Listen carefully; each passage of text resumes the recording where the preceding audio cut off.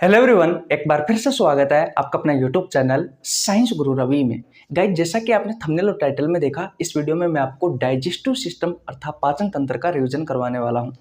अगर आप railway group D, NTPC, LP technician, RRB JEE, RPF की तैयारी कर रहे हैं तो आपके लिए ये क्लास रामबाण साबित होने वाली है। शुरुआत में 5 से 7 मिनट में मैं आपको इंट्रोडक्शन बता देता हूँ कि किस तरीके से हम इस चैप्टर का रिविजन करने वाले हैं। सबसे पहले आप चैप्टर का नाम लिख लीजिए। चैप्टर का नाम क्या है? Digestive system. डाइजेस्टिव सिस्टम अर्थात पाचन तंत्र। तो सबसे पहले इस क्लास की जब शुरुआत होगी तो उसमें हम आपको डाइजेस्टिव सिस्टम का इंट्रोडक्शन बताएंगे। क्या बताएंगे भैया? इस डाइजेस्टिव सिस्टम का इंट्रोडक्शन। एक्चुअली में है क्या ये डाइजेस्टिव सिस्टम? ये पाचन तंत्र है क्या?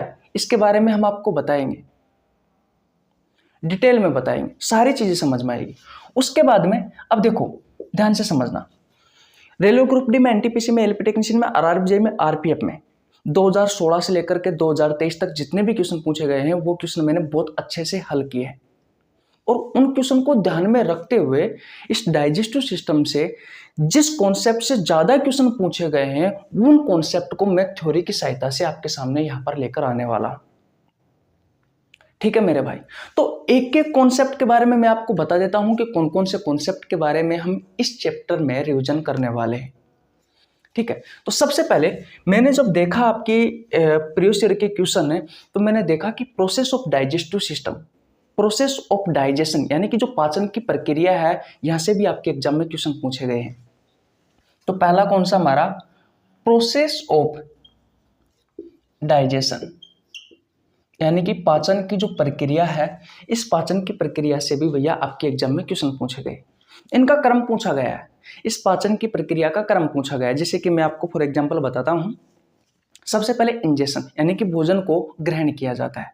इंजेशन, भोजन को अंतर्ग्रहण। इंजेशन का मतलब होता है अंतर्ग्रहण, इसमें हम भोजन को ग्रहण करते हैं। उसके बाद में डाइजेशन होता है यानी कि भोजन का पाचन होता है। उसके बाद में एब्जॉर्प्शन होता है यानी कि अवशोषण होता है। उसके बाद में असिमिलेशन यानी कि स्वांगीकरण की प्रोसेस होती है। और उसके बाद में एक्सीडेशन यानी कि जो अपशिष्ट पदार्थ है उन्हें शरीर से भैया बाहर निकाल दिया जाता है, जिसके क्रम के बारे में पूछा जाता है। अभी सारी चीज समझ में आ जाएगी। अभी आपको समझ में नहीं आ रहा है तो कोई दिक्कत नहीं, बस मैं आपको बता रहा हूँ कि इस प्रोसेस ऑफ डाइजेशन में यानी कि पाचन की प्रक्रिया में हम क्या पढ़ने वाले हैं। इतनी बात क्लियर है? इसके बाद में भैया हम पढ़ने वाले हैं एलिमेंट्री कैनाल। एलिमेंट्री कैनाल के बारे में।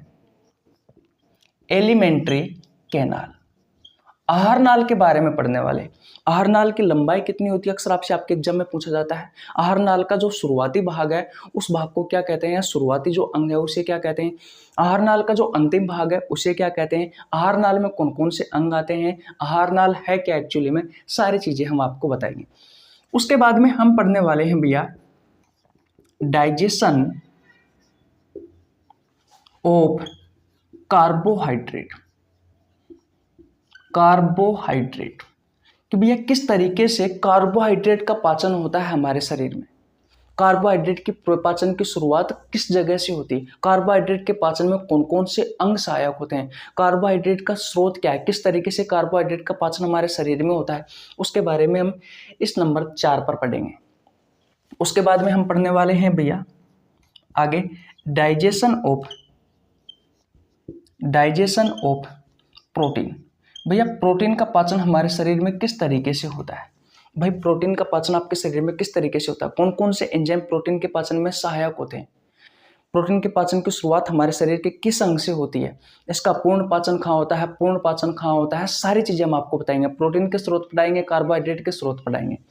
जैसे ही हमारा प्रोटीन का पाचन हो जाता है उसके बाद में हम पढ़ेंगे भैया डाइजेशन ऑफ फैट या फिर लिपिड्स कि भैया किस तरीके से आपके शरीर में वसा का, फैट का, लिपिड्स का पाचन होता है, कौन कौन से एंजाइम वसा के पाचन में सहायक होते हैं, सारी चीजें हम आपको बताएंगे। उसके बाद में हम आपको बताने वाले हैं भैया बाइल जूस के बारे में। बाइल जूस से आपके एग्जाम में बहुत सारे क्वेश्चन पूछे जाते हैं, आप सभी को पता है। बाइल जूस का निर्माण कहाँ होता है, बाइल जूस जमा कहाँ होता है, बाइल जूस क्या काम करता है, बाइल जूस का पीएच मान कितना होता है, बाइल जूस का रंग कैसा होता है, और जो रंग होता है वो किस वर्णक के कारण होता है, बहुत सारे क्वेश्चन पूछे जाते हैं बाइल जूस से। इसके बाद में हम पढ़ने वाले हैं भैया सलाइवरी ग्लैंड्स के बारे में। लारी ग्रंथियों से भी आपके एग्जाम में क्वेश्चन पूछे जाते हैं, इसके बारे में पढ़ने वाले हैं। इसके बाद में हम पढ़ने वाले हैं भैया एंजाइम्स के बारे में, लास्ट एंड फाइनल। वैसे एंजाइम्स तो मैं आपको यहीं पढ़ा दूंगा, इन तीनों में ही पढ़ा दूंगा, लेकिन फिर भी मैं यहाँ पर आपको एंजाइम्स के बारे में ये बताऊंगा कि आपके मुंह में कौन कौन से एंजाइम होते हैं। जैसे कि आपके मुंह में सलाइवरी ग्लैंड्स होती है जो सलाइवा का निर्माण करती है। अब सलाइवा में कौन कौन से एंजाइम होते हैं, तो लाइसोजाइम एंजाइम और टाइलिन एमाइलेज एंजाइम होता है, तो उसके बारे में आपको यहाँ बताऊंगा। जैसे कि आपके पेट में गैस्ट्रिक ग्लैंड होती है जो गैस्ट्रिक जूस का निर्माण करती है। गैस्ट्रिक जूस में 2 एंजाइम पाए जाते हैं, पेप्सिन और रेनिन, और प्रोटीन के पाचन में सहायक होते हैं, तो उनके बारे में मैं आपको बताने वाला हूँ। पेंक्रियाज है वो पेंक्रेटिक जूस का निर्माण करता है। पेंक्रेटिक जूस में कौन कौन से एंजाइम होते हैं, एमाइलेज होता है, ट्रिप्सिन होता है, लाइपेज एंजाइम होता है, तो उसके बारे में आपको यहाँ बताने वाला हूँ। लीवर जो होता है वो बाइल जूस का निर्माण करता है। बाइल जूस एकमात्र ऐसा जूस है जो भोजन के पाचन में सहायक होता है। ये सारी चीजें मैं आपको यहाँ पे बताने वाला हूँ। हाँ, तो इन सभी चीजों के बारे में हम पढ़ने वाले हैं भैया। यहाँ पर इतनी गारंटी के साथ वादा करता हूं कि आपको शुरुआत के 6 मिनट में कुछ चीजें समझ में आई है या नहीं आई है मुझे नहीं पता, लेकिन इतना मैं आपको बता दूं कि अगर आपने इन चीजों का रिवीजन कर लिया तो आप रेलवे की नहीं किसी भी एग्जाम की तैयारी कर रहे हो, आपके सारे के सारे ही डाउट और सारी के सारी ही चीजें क्लियर हो जाएगी। सबसे ज्यादा जो क्वेश्चन पूछे जाते हैं इन्हीं चीजों में से पूछे जाते हैं। 2016 से लेकर के 2023 तक रेलवे हो, एसएससी हो, और किसी भी एग्जाम की बात कर लीजिए, किसी भी कम्पिटिटिव एग्जाम की बात कर लीजिए, अगर आपके कम्पिटिटिव एग्जाम में जो सबसे ज्यादा क्वेश्चन पूछे गए हैं वो इसी टॉपिकों पे, इन्हीं टॉपिक, ये जो कॉन्सेप्ट है, ये जो टॉपिक है, इन्हीं जगह पर से क्वेश्चन पूछे गए हैं सबसे ज्यादा। आइए एक एक चीज की शुरुआत करते हैं। सबसे पहले आप स्क्रीनशॉट ले लीजिए भैया, क्लास थोड़ी बड़ी हो सकती है, आपको बहुत अच्छे से एक एक चीज समझ में आ जाएगी, कोई दिक्कत वाली बात नहीं है, बस आप हमारे साथ जुड़े रहिए। चैनल पर नए तो चैनल को सब्सक्राइब कर लेना, बेल आइकन को प्रेस कर लेना, ताकि आपके पास हमारे वीडियो का नोटिफिकेशन टाइम टू टाइम पहुंच सके। अलग से इसकी प्लेलिस्ट बना दूंगा, हर 2 दिन में एक क्लास आएगी। जैसे कि आज मैंने डाइजेस्टिव सिस्टम करवा दिया, तो भैया 2 दिन के बाद में फिर आपको मैं अलग चैप्टर की एक क्लास करवाने वाला हूँ। तो हर 2 दिन में भैया इस कॉन्सेप्ट पर आधारित हम जो ये क्लास कर रहे हैं, ऐसे मैं आपको रिविजन करवाने वाला हूँ। हर 2 दिन में इसकी क्लास आएगी। इतनी बात क्लियर है, किसी को प्रॉब्लम बिल्कुल नहीं होनी चाहिए। अपने दोस्तों के पास शेयर कर सकते हो इस वीडियो को, ताकि वो भी देख सके और उनको भी फायदा मिल सके। अपने छोटे बड़े भाई बहनों के पास भी शेयर कर देना भैया। ओके, तो अब स्क्रीनशॉट ले लीजिए, ले लिया आपने? ओके, अब आगे चलते हैं। सबसे पहले इसका इंट्रोडक्शन देखते हैं, फिर एक एक चीज के बारे में समझेंगे, आपको सब समझ में जाएगा। नहीं आए तो मेरे से बता देना भैया, मैं यहीं पर हूँ। कमेंट बॉक्स में आप पूछ सकते हो एक एक चीज के बारे में। देखो ध्यान से समझना मेरे भाई, इधर देखो सारे के सारे, एक एक चीज को बारीकी से समझना है, एक भी क्वेश्चन नहीं छूटना चाहिए हमारा। देखो भैया, डाइजेस्टिव सिस्टम, पाचन तंत्र, ये है क्या, इसका इंट्रोडक्शन देखते हैं। सबसे पहले 2 शब्द है, डाइजेस्टिव और सिस्टम। सबसे पहले सिस्टम का मतलब समझते हैं। तो सिस्टम का मतलब होता है भैया ग्रुप ऑफ ऑर्गन्स। क्या होता है? Group of organs. इसका मतलब क्या है? अंगों का समूह है। इसका मतलब क्या है? अंगों का समूह है। अगर मैं सिंपल तरीके से बात करूं तो बहुत सारे अंग जब समूह बना लेते हैं तो एक सिस्टम का निर्माण होता है। ऐसे हमारे शरीर में बहुत सारे सिस्टम है, जैसे कि रेस्पिरेटरी सिस्टम है, स्केलेटल सिस्टम है कि नहीं, डाइजेस्टिव सिस्टम है, एक्सीडेटरी सिस्टम है, रिप्रोडक्टिव सिस्टम है, सर्कुलेटरी सिस्टम है। तो इन सभी सिस्टम का जो निर्माण हुआ है वो किससे हुआ है? जब बहुत सारे अंग जो एक जैसे काम करते हैं उन्होंने एक ग्रुप बना लिया, उन्होंने एक समूह बना लिया, तब जाकर के एक सिस्टम का निर्माण होता है भैया। तो ग्रुप ऑफ ऑर्गन्स, अंगों का समूह क्या कहलाता है? सिस्टम कहलाता है। बोलो यहां तक की बात क्लियर है या नहीं है? ग्रुप ऑफ ऑर्गन्स, अंगों का समूह क्या कहलाता है? सिस्टम कहलाता है, तंत्र कहलाता है। इतनी बात क्लियर? ओके। इस डाइजेस्टिव का मतलब होता है डाइजेशन से, डाइजेशन से यानी कि पाचन से। अब सबसे पहले मैं आपको बता देता हूं कि पाचन क्या होता है। भोजन के बड़े बड़े अणुओं को छोटे छोटे अणुओं में तोड़ना ही पाचन कहलाता है। अगर सिंपल तरीके से आपसे क्वेश्चन पूछा जाए कि इसकी डेफिनेशन क्या है, तो यही है कि भोजन के बड़े बड़े अणुओं को छोटे छोटे अणुओं में तोड़ना ही पाचन कहलाता है। मैं लिख देता हूं कि भाई भोजन है, इस भोजन के बड़े बड़े भोजन के बड़े बड़े अणुओं को छोटे छोटे छोटे छोटे अणुओं में तोड़ना। अणुओं में तोड़ना क्या कहलाता है? डाइजेशन कहलाता है, पाचन कहलाता है। क्या कहलाता है? डाइजेशन कहलाता है, पाचन कहलाता है। अरे भैया, जब आप खाते हो, आपके सामने थाली रखी हुई है, उसमें आप भोजन के इतने बड़े बड़े टुकड़े लेते हो, रोटी का इतना बड़ा टुकड़ा लेते हो, चावल खाते हो, मोटे मोटे टुकड़े लेते हो, आप सेव खाते हो, फल फ्रूट खाते हो, भोजन के बड़े बड़े टुकड़े ही तो लेते हो। तो ये जो भोजन के बड़े बड़े टुकड़े हैं, ये भोजन के जो बड़े बड़े अणु हैं भैया, इन भोजन के बड़े बड़े अणुओं को छोटे छोटे अणुओं में तोड़ना। छोटे छोटे अणुओं में तोड़ना, इतना भी बड़ा नहीं लिख सकते हम, और ऐसे छोटे छोटे बना देते हैं। छोटे छोटे अणुओं में तोड़ना। छोटे छोटे अणुओं में तोड़ना क्या कहलाता है? डाइजेशन कहलाता है भैया, पाचन कहलाता है। और भोजन के पाचन में कौन सहायक होते हैं? तो भोजन के पाचन में सहायक होते हैं मेरे भाई एंजाइम। एंजाइम और जूस, इतनी बात याद रखना। और एंजाइम और जूस का निर्माण करती है ग्लैंड्स, आपकी ग्रंथियां। अब इस सारी चीजें मैं आपको समझा दूंगा। अब आपको कमेंट बॉक्स में बताना है कि कौन सी ग्रंथियां करती है। पहले मेरी बात को सुनो, यहां तक कहानी समझ में आई? मैंने आपसे अभी तक दो चीजों के बारे में बताया। एक सिस्टम क्या होता है? ग्रुप ऑफ ऑर्गन्स, अंगों का समूह है, क्या कहलाता है? सिस्टम कहलाता है, तंत्र कहलाता है। ऐसे अंगों का समूह जो एक जैसा काम करता है, ऐसे अंगों के समूह को सिस्टम या तंत्र कहा जाता है। और दूसरी चीज मैंने आपको बताई, डाइजेस्टिव का मतलब डाइजेशन से है, यहाँ पर पाचन से। पाचन क्या होता है? भोजन के बड़े बड़े अणुओं को छोटे छोटे अणुओं में तोड़ना क्या कहलाता है? पाचन कहलाता है। क्या कहलाता है?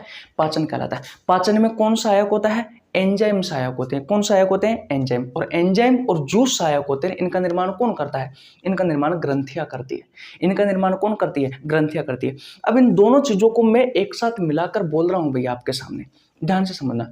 ऐसे अंगों का समूह जो भोजन के पाचन में सहायक होते हैं, ऐसे अंगों के समूह को क्या कहा जाता है? डाइजेस्टिव सिस्टम कहा जाता है, पाचन तंत्र कहा जाता है।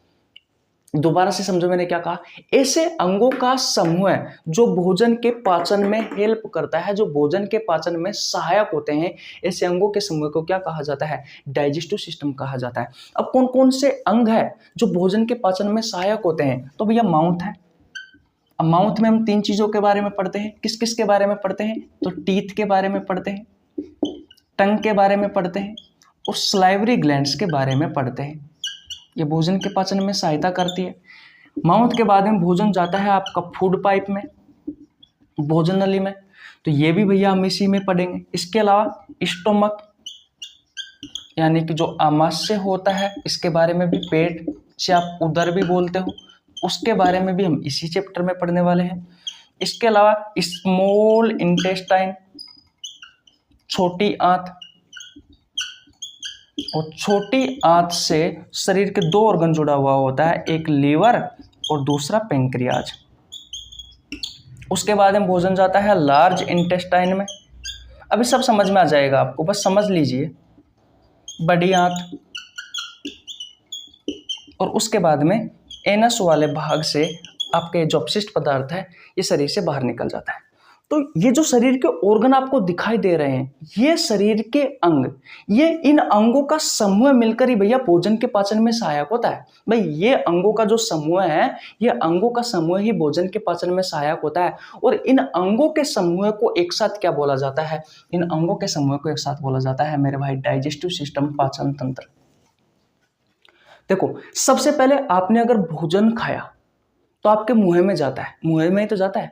अब मुंह में दांत होते हैं जो भोजन को पीसने का काम करते हैं, चबाने का काम करते हैं।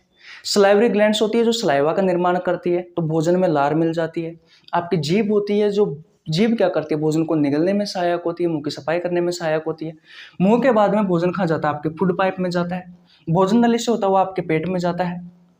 पेट के बाद में छोटी आंत में जाता है, छोटी आंत से बड़ी आंत में जाता है, और लास्ट एंड फाइनल एनस वाले भाग से आपके शरीर से बाहर निकल जाता है आपका भोजन। बीच में भोजन का पाचन होता है, जो स्लाइवरी ग्लैंड्स होती है स्लाइवा का निर्माण करती है, स्लाइवा में एंजाइम होते हैं।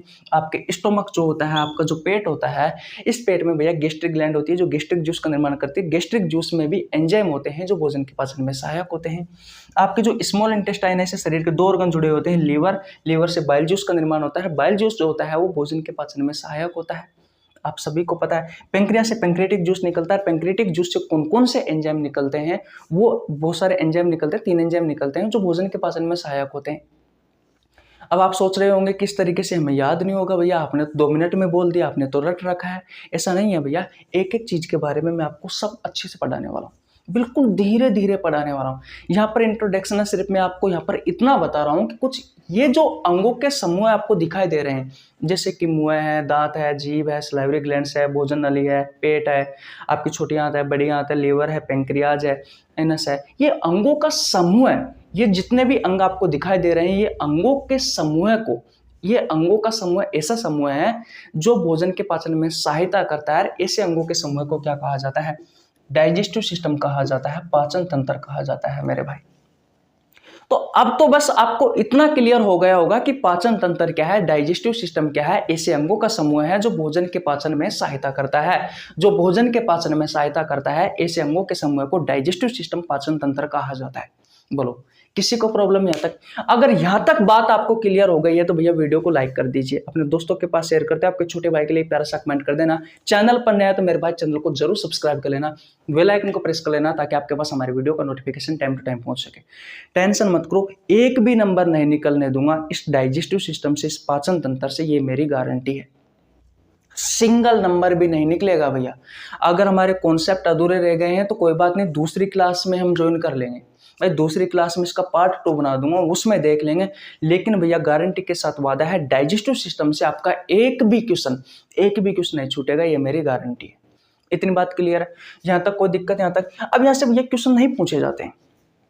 अब जो कॉन्सेप्ट मैं आपको सिखाने वाला हूं, जो कॉन्सेप्ट मैं आपको पढ़ाने वाला हूं भैया, वहां से आपके एग्जाम में क्वेश्चन पूछे जाते हैं। तो अब तक आपने कुछ सीखा है या नहीं सीखा कोई फर्क नहीं पड़ता, अब तक सिर्फ मैंने आपको इंट्रोडक्शन दिया है। कोई बात नहीं है, याद आया है तो ठीक है, नहीं है तो कोई बात नहीं है। बस इतना समझ में आ जाना चाहिए कि डाइजेस्टिव सिस्टम होता क्या है, इसमें हम किस किस अंगों के बारे में पढ़ते हैं। इतना तो आपको बहुत अच्छे से क्लियर हो गया होगा। रेलवे की कोई सी भी एग्जाम हो, रेलवे क्या भैया, कोई सी भी एग्जाम दे लेना, गारंटी है डाइजेस्टिव सिस्टम से आपका एक भी क्वेश्चन नहीं छूटेगा।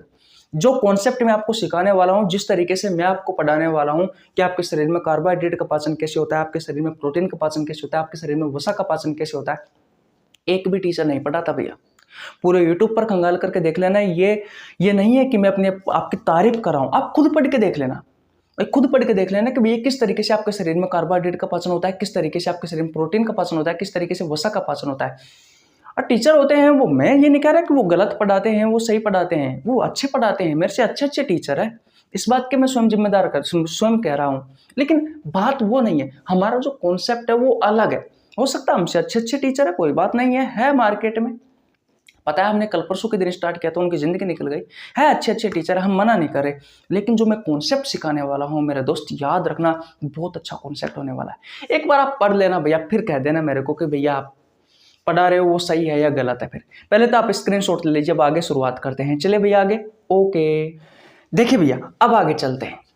अब हमने पहला जो कॉन्सेप्ट मैंने आपको बताया था उस पर आधारित किस तरीके से आपके एग्जाम में क्वेश्चन पूछे जाते हैं उसके बारे में चर्चा करते हैं। तो पहला हमारा जो कॉन्सेप्ट है भैया वो है process of digestive system. Digestive system, ध्यान से समझना, पाचन तंत्र की प्रक्रिया। पाचन तंत्र की प्रक्रिया भैया, पहले जो मैं लिख रहा हूं उसको ध्यान से देख लेना, उसके बाद में समझ लेना। अच्छे से समझाऊंगा, एक भी कुछ नहीं छूटेगा, ये मेरी गारंटी है। पाचन तंत्र की जो प्रक्रिया है वो पहली प्रक्रिया कौन सी है? तो पहली है भैया इंजेशन। इंजेशन यानी कि अंतःग्रहण। इसमें हम क्या करते हैं भैया? इसमें हम भोजन को ग्रहण करते हैं। इसमें हम भोजन को क्या करते हैं भैया? ग्रहण करते हैं या भोजन को मुंह में लेते हैं, आप इस तरीके से कह सकते हैं। तो पाचन तंत्र की जो पहली प्रक्रिया है वो है इंजेशन, अंतःग्रहण, जिसमें हम भोजन को ग्रहण करते हैं, इतना आपको समझ में आ गया होगा। दूसरा है भैया डाइजेशन, यानी कि पाचन। इसमें क्या होता है, इसमें भैया भोजन का पाचन होता है, इसमें भोजन का पाचन होता है। और भोजन का पाचन किसकी सहायता से होता है, आप सभी को पता है मेरे भाई, एंजाइम की सहायता से और जूस की सहायता से होता है। इतनी बात क्लियर है। नंबर 3 पर आता है भैया एब्जॉर्प्शन, एब्जॉर्प्शन यानी कि अवशोषण, यानी कि अवशोषण। इसमें क्या होता है भैया, जो पचा हुआ भोजन है, जो डाइजेस्टेड फूड है, उसका एब्जॉर्प्शन होता है, उसका अवशोषण होता है। उसका क्या होता है, अवशोषण होता है। उसका क्या होता है, अवशोषण होता है। भाई शुरुआत में आपने भोजन को ग्रहण किया, उसके बाद में उस भोजन का पाचन हुआ। अब भोजन का पाचन हो गया है तो उस भोजन के पाचन के बाद में उसका एब्जॉर्प्शन होगा, उसका अवशोषण होगा भैया। उसका क्या होगा, एब्जॉर्प्शन होगा, उसका अवशोषण होगा। इतनी बात क्लियर है, किसी को प्रॉब्लम? अब आपको कमेंट बॉक्स में यह बताना है कि हमारे शरीर में भोजन का एब्जॉर्प्शन कहाँ होता है। ठीक है। नंबर 4 पर आता है असिमिलेशन, असिमिलेशन यानी कि स्वांगीकरण। इस स्वांगीकरण में क्या होता है, जो आपका डाइजेस्टेड फूड है, जो पचित भोजन है, ध्यान से समझना, जो आपका पचित भोजन है, ये पचित भोजन ब्लड की सहायता से कहाँ पे जाएगा, ब्लड की सहायता से ये जाएगा भैया आपकी कोशिकाओं के पास, आपकी सेल के पास। और कोशिकाओं में जो पचा हुआ भोजन पहुंचता है, ये पहुंचता है मेरे भाई ग्लूकोज के रूप में। और इस ग्लूकोज को आपके कोशिकाओं में ऑक्सीजन की उपस्थिति में तोड़ा जाता है मेरे भाई, कार्बन डाइऑक्साइड, जल और भैया ऊर्जा का निर्माण होता है। और ऊर्जा का जो निर्माण होगा वो एटीपी के रूप में होगा। इस एटीपी की फुल फॉर्म आपसे पूछी जाती है। एटीपी की फुल फॉर्म होती है adenosine triphosphate, ATP, adenosine triphosphate, ये एटीपी की फुल फॉर्म है। इतनी बात क्लियर है। नंबर 5 पर क्या होगा भैया, एक्सीरेशन यानी कि उत्सर्जन। जो पचा हुआ भोजन है वो भैया बाहर निकल जाएगा। कहने का मतलब अपच भोजन तो पच गया, पचे हुए भोजन के बाद में भाई भोजन का पूर्ण रूप से बचा हुआ है, भोजन पूर्ण रूप से पच गया, उसके बाद में क्या बचा, अपशिष्ट पदार्थ बचा। अभी आपको सब समझ में आ जाएगा, दोबारा रिवीजन करवाने वाला हूं। अपशिष्ट पदार्थ को शरीर से बाहर निकाल दिया जाता है, शरीर से बाहर निकाल दिया जाता है, बाहर निकाल दिया जाता है भैया। अब ध्यान से समझना, अब आपको बहुत अच्छे से समझ में आ गया होगा थोड़ा बहुत तो, कि भाई पाचन तंत्र की क्या प्रक्रिया है। मैंने आपसे कहा था कि पाचन तंत्र क्या है, तो ऐसे अंगों का समूह है भैया जो भोजन के पाचन में सहायक होता है। कुल मिलाकर सीधी सी बात यह है कि भैया डाइजेस्टिव सिस्टम में, पाचन तंत्र में हम उन चीज़ों के बारे में पढ़ते हैं जो भोजन के पाचन में सहायक होते हैं, उनके बारे में। यानी कि आपके शरीर में भोजन का पाचन किस तरीके से होता है, आप सिंपल भाषा में कह सकते हो, इसके बारे में हम डाइजेस्टिव सिस्टम में यानी कि पाचन तंत्र में पढ़ते हैं। अब यह पाचन तंत्र के कुछ प्रोसेस है, या आप कह सकते हो पाचन तंत्र के कुछ चरण है, जिसमें क्या होता है। अब ध्यान से समझना मेरे भाई, किस तरीके से आपके एग्जाम में क्वेश्चन पूछे जाते हैं वो भी मैं आपको बताने वाला हूँ। पहला है इंजेशन, ये पहला चरण है, जिसका हिंदी में कहा जाता है इंजेशन को अंतःग्रहण, जिसमें क्या होता है, हम भोजन को ग्रहण करते हैं भैया, जिसमें हम क्या करते हैं, भोजन को ग्रहण करते हैं। दूसरा है डाइजेशन यानी कि पाचन, जिसमें भोजन का पाचन होता है। भोजन का पाचन जो होता है वो किस तरीके से होता है अभी हम आपको पढ़ाएंगे, सारी चीजें बताएंगे। एंजाइम और जूस की सहायता से भोजन का पाचन होता है, ये तो आप सभी को पता है। उसके बाद में जो पचा हुआ भोजन है, उस पचे हुए भोजन को एब्जॉर्प्शन किया जाता है, अवशोषण किया जाता है भैया। पचे हुए भोजन का क्या किया जाता है, अवशोषण किया जाता है। उसके बाद में असिमिलेशन की प्रोसेस होती है, स्वांगीकरण की प्रोसेस होती है, जिसमें क्या होता है, ये जो पचा हुआ भोजन है जिसका अवशोषण किया गया है उसको ब्लड की सहायता से खा ले जाया जाएगा, आपकी कोशिकाओं के पास ले जाया जाएगा। और कोशिकाओं में एक ये प्रोसेस होती है जिसमें ग्लूकोज को ऑक्सीजन की उपस्थिति में तोड़ा जाता है, कार्बन डाइऑक्साइड, जल और ऊर्जा का निर्माण किया जाता है। हमारे शरीर में जो ऊर्जा बनती है वो एटीपी के रूप में बनती है। इस ऊर्जा को हमारे शरीर के सेल, टिश्यू, ऑर्गन्स ग्रहण करते हैं, जिससे वो अपना कार्य करते रहते हैं, जिससे हमारा शरीर लगातार कार्य करता रहता है। भाई भोजन का मुख्य उद्देश्य क्या है? ऊर्जा का निर्माण करना है कि नहीं है भाई? कोशिकाओं के पास ग्लूकोज को पहुंचाना, फिर ऑक्सीजन की उपस्थिति में इस ग्लूकोज को तोड़ना और फिर ऊर्जा का निर्माण करना, है कि नहीं है? यही तो बात है। अब देखो, जो काम की चीज है उसका एब्जॉर्प्शन हो चुका है और उससे ऊर्जा का निर्माण हमने कर लिया है। अब बचा क्या? अब कचरा बचा। तो वो जो कचरा है, वो जो अपशिष्ट पदार्थ है, वो जो मल है, उस मल को शरीर से बाहर निकाल देते हैं। उस प्रोसेस को कहा जाता है एक्सीरेशन। तो आपसे क्वेश्चन पूछा जाता है कि निम्न में से कौन सी पाचन तंत्र की एक सही प्रक्रिया है? 4 ऑप्शन होंगे जिनमें से इनका क्रम पूछा जाता है भैया। तो भैया ये क्रम आपको याद रखना है, ये क्रम आपको याद रखना है। पहला है इंजेशन, दूसरा है डाइजेशन, फिर एब्जॉर्प्शन, फिर है असिमिलेशन, फिर है एक्सीरेशन। ये क्रम आपको याद रखना है। अगर आप प्रीवियस ईयर क्वेश्चन पेपर उठा करके देखोगे भैया तो वहां पर आपको यहाँ से क्वेश्चन दिख जाएंगे, यहाँ से क्वेश्चन दिख जाएगा, यहाँ से क्वेश्चन मिल जाएगा। एटीपी की फुल फॉर्म भी आपसे क्वेश्चन पूछे जाते हैं, एटीपी की फुल फॉर्म भी पूछी जाती है, ये भी आपको ध्यान रखना है। और भैया ये चीजें इंपॉर्टेंट है, आपके एग्जाम के पॉइंट ऑफ व्यू से पहले पूछी गई है, आगे भी पूछे जाने की संभावना है। इसके अलावा मैं आपको बता दूं, रेलवे की अगर आप में से कोई भाई तैयारी कर रहा है, पहली बात तो यह है कि रेलवे वाले बच्चों के लिए ही मैं यह क्लास ले रहा हूं। तो मैं आपको बता दूं, रेलवे वाले बच्चों के लिए एक इंपॉर्टेंट सूचना है। 1 फरवरी से मैंने रेलवे वाले बच्चों के लिए एक नए बैच की शुरुआत की थी। उस बैच का नाम है जन शताब्दी एक्सप्रेस बैच, जिसमें मैं आपको बायोलॉजी के प्रीवियस ईयर के क्वेश्चन करवा रहा हूँ चैप्टर वाइज। जूलॉजी कंप्लीट होने वाली है मेरे भाई, ध्यान रखना। सिर्फ रेस्पिरेटरी सिस्टम वाला चैप्टर बचा हुआ है। बोटनी आपके एग्जाम के पहले करवा दूंगा। 2016 से लेकर के 2023 तक जितने भी रेलवे ग्रुप डी में, एनटीपीसी में, एलपी टेक्नीशियन में, आरआरएफ जेई में, आरपीएफ में जितने भी क्वेश्चन पूछे गए हैं वो सभी क्वेश्चन मैंने उस जन शताब्दी एक्सप्रेस बैच में करवाए। बहुत अच्छे से करवाए। प्रत्येक क्वेश्चन के नीचे एग्जाम का नाम लिखा गया है, डेट लिखी गई है, प्रत्येक क्वेश्चन को मैंने कॉन्सेप्ट के साथ में समझाया है। तो वहां पर मैंने ये डाइजेस्टिव सिस्टम वाला चैप्टर बहुत अच्छे से करवा रखा है। अगर आपने नहीं देखा है तो आपको नीचे लिंक डिस्क्रिप्शन में मिल जाएगा, जन शताब्दी एक्सप्रेस बैच का, जा करके देख लेना भैया। वहां पर जब आप डाइजेस्टिव सिस्टम के प्रीवियस ईयर के क्वेश्चन निकाल के देखोगे भैया तो वहां पर आपको पता लगेगा कि ये कॉन्सेप्ट पर आधारित कम से कम मैंने 3 से 4 क्वेश्चन करवा रखे हैं और अच्छे लेवल के क्वेश्चन है भैया। तो इन क्वेश्चनों को आपको ध्यान रखना है, ठीक है भाई? स्क्रीनशॉट ले लीजिए। यहां तक समझ में आ गई ये चीज, ये कहानी समझ में आ गई। बस आपको ये याद रखना है, सबसे पहले इंजेशन यानी कि अंतर्ग्रहण, उसके बाद में डाइजेशन, उसके बाद में एब्जॉर्प्शन, उसके बाद में असिमिलेशन, उसके बाद में एक्सीरेशन। ये क्रम याद रखना है। इस क्रम से ही आपके एग्जाम में क्वेश्चन पूछे जाते हैं मेरे भाई। बोलो, यहां तक बात क्लियर है? किसी को प्रॉब्लम यहां तक? बिल्कुल नहीं होनी चाहिए भैया, ठीक है? अब एलिमेंट्री कैनाल के बारे में जान लेते हैं, आहार नाल के बारे में जान लेते हैं। उसके बाद में हम आपको बताएंगे किस तरीके से आपके शरीर में कार्बोहाइड्रेट का पाचन होता है, किस तरीके से प्रोटीन का पाचन होता है, किस तरीके से वसा का पाचन होता है, कौन कौन से एंजाइम सहायक होते हैं। ये समझ लीजिए भैया, मजा आ जाएगा इस क्लास में आपको, ठीक है? तो स्क्रीनशॉट ले लीजिए। ले लिया आपने स्क्रीनशॉट? ओके भैया। देखिए भैया, अब हम समझते हैं एलिमेंट्री कैनाल के बारे में, मजा आ जाएगा भैया। देखो, एलिमेंट्री कैनाल, एलिमेंट्री कैनाल यानी कि आहार नाल, आहार नाल।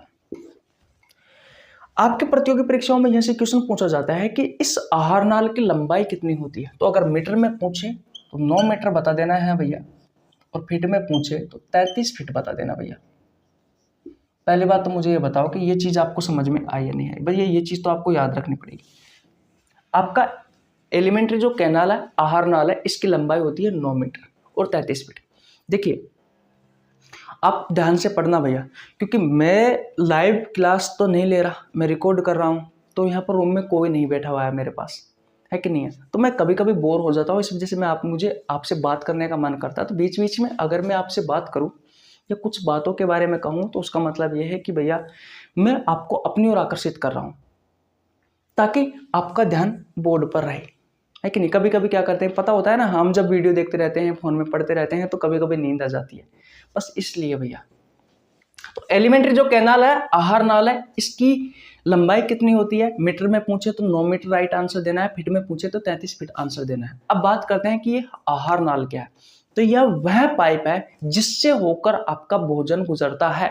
मैंने क्या कहा कि यह वह पाइप है, वह पाइप है, वह पाइप है जिससे होकर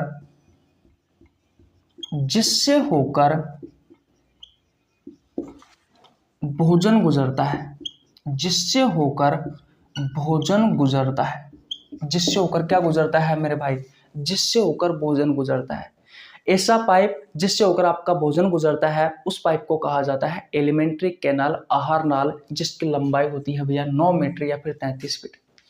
इसकी शुरुआत कहाँ से होती है? तो इसकी शुरुआत होती है मेरे भाई आपके माउथ से, आपके मुंह से होती है मेरे भाई। और इसका जो अंतिम भाग कौन सा है? तो अगर आपसे इसके अंतिम भाग के बारे में पूछे तो बता देना भाई एनस है। कौन सा है? एनस है भैया। कौन सा है? एनस, गुद्दा, जिससे मल शरीर से बाहर निकलता है, वो वाला भाग है। तो इस आहार नाल की शुरुआत कहाँ से हुई है? आपके माउथ से, आपके मुंह से। और इसका जो अंतिम वाला भाग है वो कौन सा है? वो भाग है मेरे भाई एनस। इतनी बात क्लियर है। अब इसमें कौन कौन से अंग आते हैं वैसे मैं आपको पहले बता चुका, तो ध्यान से समझ लेना मेरे भाई, क्योंकि ये क्रम आपके लिए याद करना इंपॉर्टेंट है कि नहीं? सबसे पहले भोजन जाता है आपके माउथ में, है कि नहीं है? बोलो, जाता है या नहीं जाता? भाई आपके मुंह में भोजन जाता है, तो मुंह में क्या क्या होता है? मुंह में होता है आपके टीथ यानी कि दांत, आपकी टंग यानी कि जीभ, और स्लाइवरी ग्लैंड्स। इन स्लाइवरी ग्लैंड्स के बारे में भी आपको पढ़ाएंगे लास्ट में। दांत क्या करते हैं? भोजन की पहली बाइट लेते हो वो इन दांतों से लेते हो भैया आप। भोजन को चबाने का काम करते हैं, भोजन को पीसने का काम करते हैं आपके दांत। जीभ क्या करती है? भोजन को निगलने में सहायक होती है, मुंह की सफाई करने में सहायक होती है। स्लाइवरी ग्लैंड्स क्या करती है? स्लाइवा का निर्माण करती है, जो भोजन को चिकना बना देता है ताकि वो भोजन नली से होते हुए आपके पेट तक आसानी से पहुंच सके। माउथ के बाद में भोजन जाता है फूड पाइप में, आपकी जो भोजन नली है उसमें। ठीक है, भोजन नली में भोजन का किसी भी प्रकार का पाचन नहीं होता है। याद रखना, आपके मुंह में पाचन होता है कार्बोहाइड्रेट का। उसके बारे में मैं आपको बता दूंगा, कोई दिक्कत वाली बात नहीं, क्योंकि इस स्लाइवरी ग्लैंड्स जो होती है, स्लाइवरी जो ग्लैंड्स होती है, जो लारिया ग्रंथि होती है, वो स्लाइवा का निर्माण करती है, लार का निर्माण करती है। उस लार में एंजाइम पाए जाते हैं जो कार्बोहाइड्रेट के पाचन में सहायक होते हैं। उसके बारे में आपको सारी आगे बता दूंगा कहानी। भोजन नली के बाद में भोजन जाता है स्टोमक में, यहाँ पे आपके आमाशय में। ठीक है, जिसे आप पेट कहते हो, जिसे आप उदर कहते हो। इसमें भी प्रोटीन का पाचन होता है, कार्बोहाइड्रेट का नहीं होता, वसा का नहीं होता है, सिर्फ प्रोटीन का पाचन होता है। वो हम आपको आगे बता देंगे, कोई दिक्कत वाली बात नहीं। पेट के बाद में भोजन जाता है स्मॉल इंटेस्टाइन में। ठीक है, स्मॉल इंटेस्टाइन को कहा जाता है छोटी आंत, और छोटी आंत के बाद में भोजन जाता है लार्ज इंटेस्टाइन में, लार्ज इंटेस्टाइन में।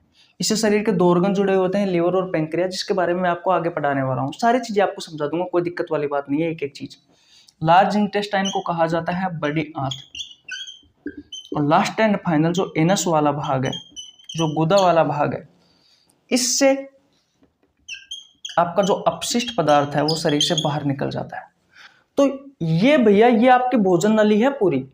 भाई भोजन नली नहीं, ये आपकी आहार नाल है, ये आपका आहार नाल है, ये आपकी एलिमेंट्री कैनाल है, जिसके पाचन, जिसकी शुरुआत तो कहाँ से हो रही है? जिसकी शुरुआत आपके मुंह से हो रही है। इसका अंतिम भाग कौन सा है?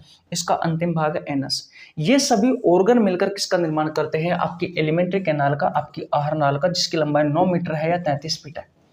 यह वह पाइप है जिससे होकर भोजन गुजरता है। आपने देखा कि यह वह पाइप है जिससे होकर भोजन गुजरता है। सबसे पहले भोजन मुंह में जाता है, फिर फूड पाइप में, फिर स्टोमक में, फिर स्मॉल इंटेस्टाइन में, फिर लार्ज इंटेस्टाइन में, और फिर एनस वाले भाग में। इसकी शुरुआत आपके मुंह से हो रही है, इसका अंतिम भाग एनस वाला भाग है। यहाँ से भी आपके परीक्षाओं में क्वेश्चन पूछे गए हैं भैया, और बहुत अच्छे लेवल के क्वेश्चन पूछे गए हैं। इस बारे में भी आपको पता होना जरूरी है। तो देख लेना भैया, प्रीवियस ईयर क्वेश्चन उठा करके यहाँ से कौन कौन से क्वेश्चन पूछे गए। एलिमेंट्री कैनाल की लंबाई पूछी गई है, इसका शुरुआती भाग पूछा गया है, इसका अंतिम भाग पूछा गया है। मैंने आपको फुल डिटेल में पढ़ा दिया है भैया। तो अब तक हम दो चीज़ों के बारे में बहुत अच्छे से पढ़ चुके, एक एलिमेंट्री कैनाल के बारे में और दूसरा हम पाचन तंत्र की जो प्रक्रिया है या पाचन तंत्र के जो चरण है, फिर जो डाइजेस्टिव सिस्टम कह सकते हो या फिर आप प्रोसेस ऑफ डाइजेस्टिव सिस्टम कह सकते हो, जो भी आप समझे। लेकिन मैंने यहाँ दो चीज़ें बहुत अच्छे से क्लियर करा दी है। अब तक आपने कुछ सीखा है या नहीं सीखा, हो सकता है कि यहाँ से अब तक आपके एग्जाम में क्वेश्चन आए या ना आए, लेकिन अब जो पढ़ाने वाला हूँ, अब जो मैं अब क्या यार माइंड में पता नहीं क्या हो रहा है, अब जो मैं आपको पढ़ाने वाला हूँ वहां से 100 में से 100% क्वेश्चन पूछे जाने की संभावना है। इसलिए मेरे भाई ध्यान से समझना, मजा आ जाएगा अगर आपने एक बार क्लास देख ली तो। अगर आपने एक बार क्लास देख ली तो मजा आ जाएगा भैया। आशा करता हूँ यहाँ तक की कहानी आपको बहुत अच्छे से समझ में आ गई होगी, क्योंकि मैं आपको 2-2 3-3 बार रिवीजन करवा रहा हूँ, क्योंकि यहाँ से चीजें पूछी जाती है अक्सर भैया। इसलिए मैं आपको बहुत अच्छे से रिवीजन करवा रहा हूँ ताकि आपका कोई डाउट ना रहे। और हमारी लाइव क्लास तो है नहीं है कि आप भैया डायरेक्ट बोल दे कि भैया हमारा इस चीज़ में डाउट है। इसलिए मैं आपको 2-2 3-3 बार रिवीजन करवा रहा हूँ बार बार। अब ध्यान से समझना मेरे भाई। अब हम पढ़ने वाले हैं कि कार्बोहाइड्रेट का पाचन हमारे शरीर में किस तरीके से होता है। देखो कैमरा देखो, मेरा हाथ कितना बड़ा दिखाई दे रहा है। खैर कोई नहीं, चले आगे, चले भैया आगे। ओके, देखिए भैया अब ध्यान से समझ लेना मेरे भाई। अगर अब आपने मिस की चीजें एक एक जो मैं बोलता हूं उसको ध्यान से समझना है और ध्यान से पढ़ना है। अगर आपने मिस की तो फिर मुझे मत बोलना कि हमें समझ में नहीं आया। देखो भैया क्या पढ़ने वाले हैं, डाइजेशन ऑफ कार्बोहाइड्रेट। किस तरीके से कार्बोहाइड्रेट का पाचन होता है इसके बारे में पढ़ने वाले हैं। ठीक है मेरे भाई, किसके बारे में पढ़ने वाले हैं, किस तरीके से कार्बोहाइड्रेट का पाचन होगा। जो मैं बता रहा हूं वो ध्यान से समझ लेना। सबसे पहले मुझे ये बताओ कि कार्बोहाइड्रेट के स्रोत क्या क्या है।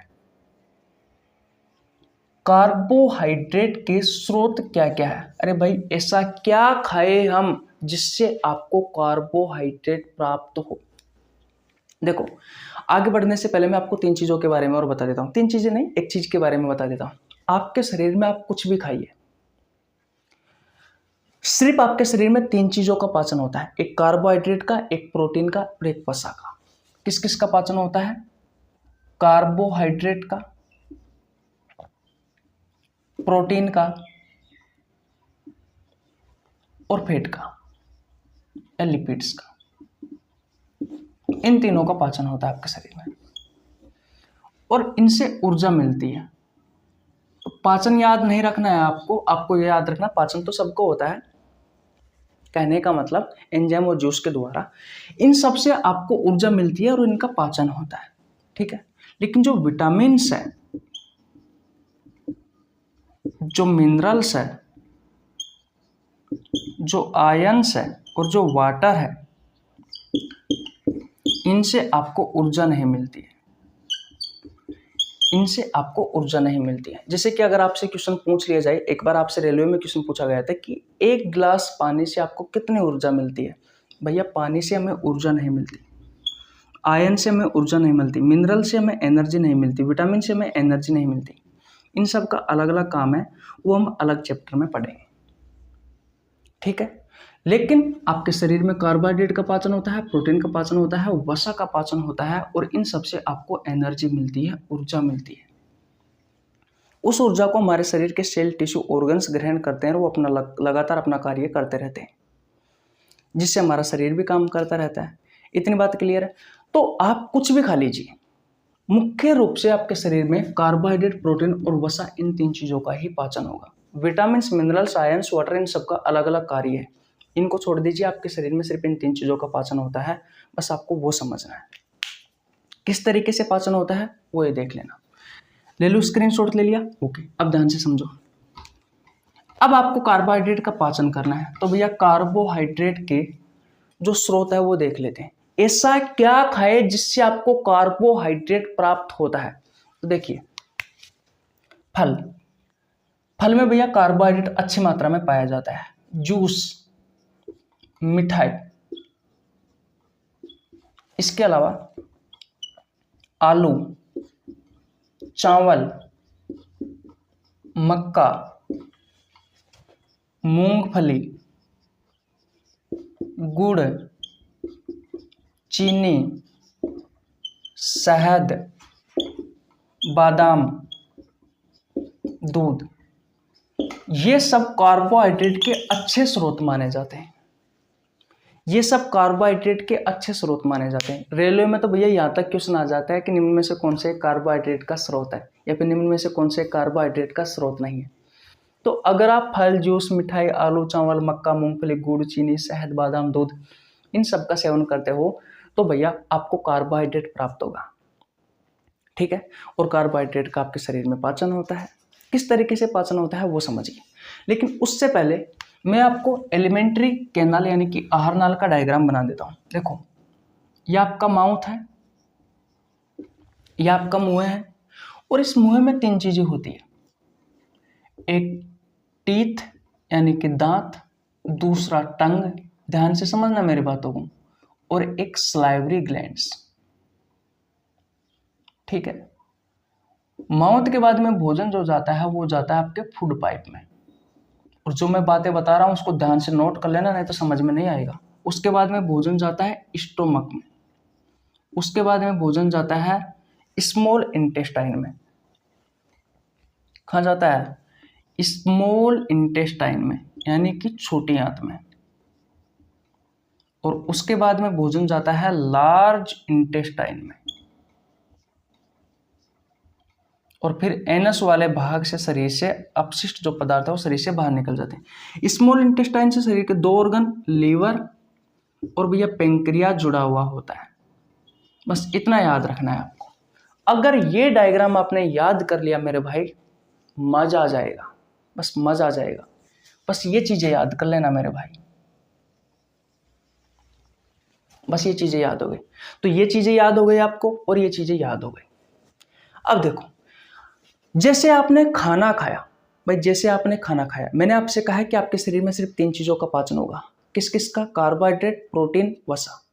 कार्बोहाइड्रेट, प्रोटीन, वसा, कार्बोहाइड्रेट, प्रोटीन, वसा, सिर्फ 3 चीजों का पाचन होता है। इतनी बात क्लियर है? जो मैं कह रहा हूं बस उसको ध्यान से समझना, इसके अलावा कुछ नहीं। कार्बोहाइड्रेट के पाचन की जो शुरुआत होती है वो आपके मुंह से हो जाती है। तो अब मैं कार्बोहाइड्रेट पढ़ा रहा हूं तो इसकी शुरुआत कहां से हुई?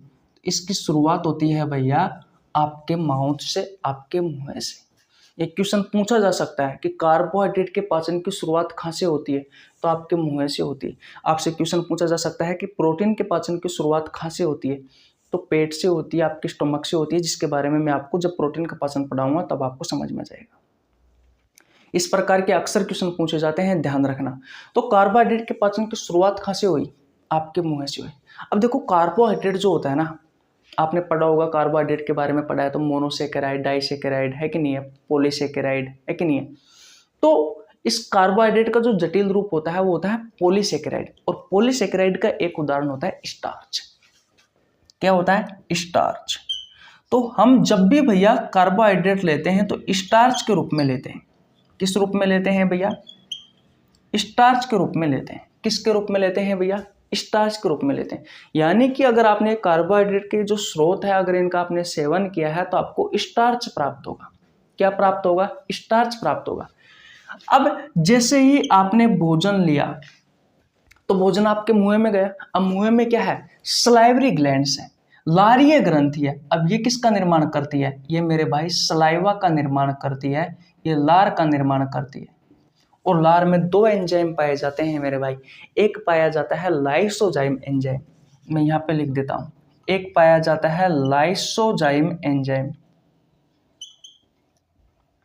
ये लाइसोजाइम एंजाइम क्या करता है?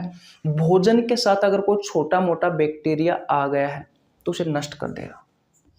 भोजन के साथ में अगर कोई छोटा मोटा बैक्टीरिया वगैरह आ गया है तो ये उसे नष्ट कर देगा भैया। तो उसे क्या कर देगा? नष्ट कर देगा। कौन सा एंजाइम? Lysozyme enzyme. ध्यान रखना है, भूलना नहीं है, लाइसोजाइम एंजाइम। दूसरा होता है इसमें ptyalin amylase enzyme. Ptyalin amylase enzyme कौन सा होता है? टाइलिन एमाइलेज एंजाइम होता है। इसे सलाइवरी एमाइलेज एंजाइम भी कहा जाता है। इसे क्या, किस नाम से जाना जाता है? इसे सलाइवरी अमाइलेज एंजाइम के नाम से भी जाना जाता है। सलाइवरी एमाइलेज एंजाइम के नाम से भी जाना जाता है। दोस्त एक बार अगर आपको समझ में आ गया ना तो सच्ची बता रहा हूँ डाइजेस्टिव सिस्टम को फोड़ करके खा जाओगे। कहने का मतलब डाइजेस्टिव सिस्टम आपका बहुत अच्छे से क्लियर हो जाएगा। याद रखना जो मैं बता रहा हूँ, बस इन बातों को ध्यान से रख लेना, क्योंकि ये जो चीज़ें मैं आपको सिखा रहा हूँ ये नहीं है कि मैंने एक रात में सीख ली। मैं पिछले 3 साल से आपको बायोलॉजी पढ़ा रहा हूँ, आपको पता हो तो। मैंने इसी यूट्यूब चैनल पर, इससे नहीं, इससे पहले क्या करो यूट्यूब चैनल था, मैंने यूट्यूब चैनल से ही बायोलॉजी पढ़ाना सीखा है और आज भी मैं बायोलॉजी पढ़ा रहा हूँ। मैं नीट की तैयारी नहीं करता फिर भी मैं नीट के क्वेश्चन पढ़ता हूँ, नीट की क्लासें लेता हूँ आज भी। क्यों? ताकि आपको अच्छा दे सकूँ, आपको बेहतर दे सकूँ। ठीक है मेरे भाई, इसलिए ध्यान से समझ लेना, बहुत इंपॉर्टेंट चीज़ है। थोड़ी सी भी चीज़ आपने मिस की ना तो समझ लेना ऊपर होकर निकल जाएगी। ये घंटों की मेहनत है भैया। अरे हमने दिनों दिन मेहनत की है, रात में जग जग के मेहनत की है, तब जा कर के चीज़ें हमें उपलब्ध हुई है भैया। ये नहीं है कि भैया पानी में डुबकी लगाए जब बाहर निकले तो हमें सारी चीज़ें याद हो गई, ऐसा नहीं है। बहुत इंपॉर्टेंट चीज़ है। इतनी बात क्लियर है? तो आपके मुंह में स्लाइवरी ग्लैंड्स है। स्लाइवरी ग्लैंड स्लाइवा का निर्माण करती है। इस स्लाइवा में लाइसोजाइम एंजाइम पाया जाता है जो भोजन के साथ अगर कोई छोटा मोटा बैक्टीरिया कीटाणु आ गया तो उन्हें नष्ट कर देता है। दूसरा एंजाइम पाया जाता है टाइलिन एमाइलेज एंजाइम, जिसे स्लाइवरी एमाइलेज एंजाइम भी कहा जाता है। ये क्या काम करता है? ये भैया कार्बोहाइड्रेट के पाचन में सहायक होता है। ये कार्बोहाइड्रेट के पाचन में सहायक होता है। कौन? मैं स्लाइवरी एमाइलेज एंजाइम लिख दूं यहाँ पे, तो यहाँ पे मैंने लिख दिया भैया salivary amylase enzyme. Salivary amylase enzyme लिख दिया है भैया मैंने, यहाँ पे लिख दिया स्लाइवरी एमाइलेज एंजाइम। ये स्टार्च को ये एंजाइम किस में बदलता है? ये बदलता है मेरे भाई माल्टोज शुगर में। किस में बदलता है? माल्टोज शुगर में बदलता है। अब भैया यहाँ पर कार्बोहाइड्रेट का पाचन तो हुआ है, लेकिन यहाँ पर अपूर्ण पाचन हुआ है, क्योंकि कार्बोहाइड्रेट जो होता है उसकी जो सबसे छोटी इकाई होती है वो होती है ग्लूकोज। तो जब तक कार्बोहाइड्रेट ग्लूकोज में नहीं बदल जाता तब तक हमें भैया इस कार्बोहाइड्रेट का पाचन करते रहना है। तो आपके मुंह में भोजन गया, मुंह में स्लाइवरी ग्लैंड्स है, स्लाइवरी ग्लैंड्स ने स्लाइवा का निर्माण किया। स्लाइवा में 2 एंजाइम पाए जाते हैं, एक लाइसोजाइम एंजाइम और एक टाइलिन एमाइलेज एंजाइम, जिसे आप स्लाइवरी एमाइलेज एंजाइम भी कहते हैं। लाइसोजाइम एंजाइम क्या करता है? भोजन के साथ में अगर कोई बैक्टीरिया आ गया है, कीट आ गया है, कीटाणु आ गया है तो उन्हें नष्ट कर देता है। टाइलिन एमाइलेज एंजाइम और स्लाइवरी एमाइलेज एंजाइम क्या करता है? ये स्टार्च को माल्टोज शुगर में तोड़ देता है। लेकिन आपके मुंह में भैया भोजन का अपूर्ण पाचन होता है। उसके बाद में भैया ये भोजन कहाँ चला जाता है? आपके भोजन नली में चला जाता है। बस इतना काम हुआ है आपके मुंह में, तो स्टार्च माल्टोज शुगर में कन्वर्ट हुआ है। उसके बाद में भोजन कहाँ चला गया? फूड पाइप में।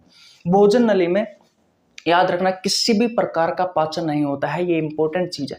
एक बार शायद यूपीएससी में क्वेश्चन पूछा गया था कि निम्न में से कौन से अंग में भोजन का किसी भी प्रकार का पाचन नहीं होता? तो याद रखना मेरे भाई, ये जो भोजन नली है, इस भोजन नली में भोजन का किसी भी प्रकार का पाचन नहीं होता है। ये इंपॉर्टेंट है, ये लाइन इंपॉर्टेंट है। इस भोजन नली में भोजन का किसी भी प्रकार का पाचन नहीं होता। उसके बाद में ये भोजन चला जाता है आपके पेट में, आपके स्टोमक में, आपके उदर में, आपके आमाशय में। इस आमाशय में भी कार्बोहाइड्रेट का पाचन नहीं होता है मेरे भाई, यहाँ पर प्रोटीन का पाचन होता है, वो मैं आपको बाद में बताऊंगा। तो स्टोमक में भी भोजन आ गया, यहाँ पर भी कार्बोहाइड्रेट का पाचन नहीं हुआ। उसके बाद में भोजन जाता है स्मॉल इंटेस्टाइन। कहाँ जाता है? स्मॉल इंटेस्टाइन जाता है। तो इनको मैं मिटा दूं भैया, इनको मैं मिटा दूं भैया, ओके। अब ध्यान से समझना, अब भोजन कहाँ आ गया है आपका? अब भोजन आ गया है मेरे भाई आपके स्मॉल इंटेस्टाइन में, यानी कि आपकी छोटी आंत में आपका भोजन आ चुका है। छोटी आंत में आपका भोजन आ चुका है। अब छोटी आंत का जो डुडेनियम वाला भाग है, जो डुडेनियम वाला भाग है, उसी शरीर के 2 ऑर्गन जुड़े हुए होते हैं, एक लीवर जुड़ा हुआ होता है और एक पेंक्रियाज जुड़ा हुआ होता है। एक लीवर जुड़ा हुआ होता है और एक पेंक्रियाज जुड़ा हुआ होता है। ये जो पेंक्रियाज है, ये जो अग्नाशय है, ये पेंक्रियाटिक जूस का निर्माण करता है। किसका निर्माण करता है? पेंक्रियाटिक जूस का निर्माण करता है, अग्नाशय रस का निर्माण करता है। इस अग्नाशय रस में कुछ एंजाइम पाए जाते हैं मेरे भाई। एक पाया जाता है अमाइलेज एंजाइम, एक पाया जाता है ट्रिप्सिन एंजाइम और एक पाया जाता है लाइपेज एंजाइम। ये 3 एंजाइम पाए जाते हैं, अमाइलेज एंजाइम, ट्रिप्सिन एंजाइम और भैया लाइपेज एंजाइम। तो यहाँ पर ये जो अमाइलेज एंजाइम है, ये एमाइलेज एंजाइम क्या करता है भाई, एमाइलेज एंजाइम क्या करता है, अब देखो स्टार्च को इस सलाइवरी एमाइलेज एंजाइम ने माल्टोज शुगर में तो बदल दिया, लेकिन कभी कभी क्या होता है कुछ स्टार्च निकल करके आ जाता है भैया, वो माल्टोज शुगर में नहीं टूटता है। तो ये जो अमाइलेज एंजाइम है मेरे भाई, ये अमाइलेज एंजाइम क्या करता है, इस स्टार्च को 100% इस स्टार्च को 100% किस में तोड़ देता है भैया, इस माल्टोज शुगर में तोड़ देता है, माल्टोज शुगर में तोड़ देता है।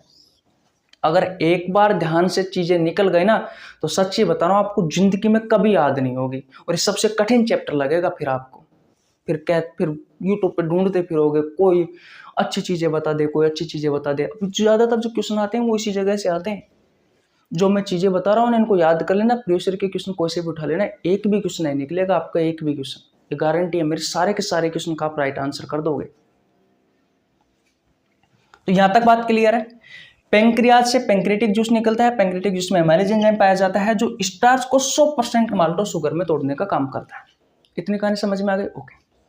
अब देखो आपकी जो इंटेस्टाइन, आपकी जो स्मॉल इंटेस्टाइन है, इसमें भी भैया ये भी एक ग्लैंड्स की तरह काम करती है, यानी कि ग्रंथि की तरह काम करती है। उसे कहा जाता है इंटेस्टाइन ग्लैंड। उसे क्या कहा जाता है? उसे इंटेस्टाइन ग्लैंड कहा जाता है, आंतीय ग्रंथि कहा जाता है।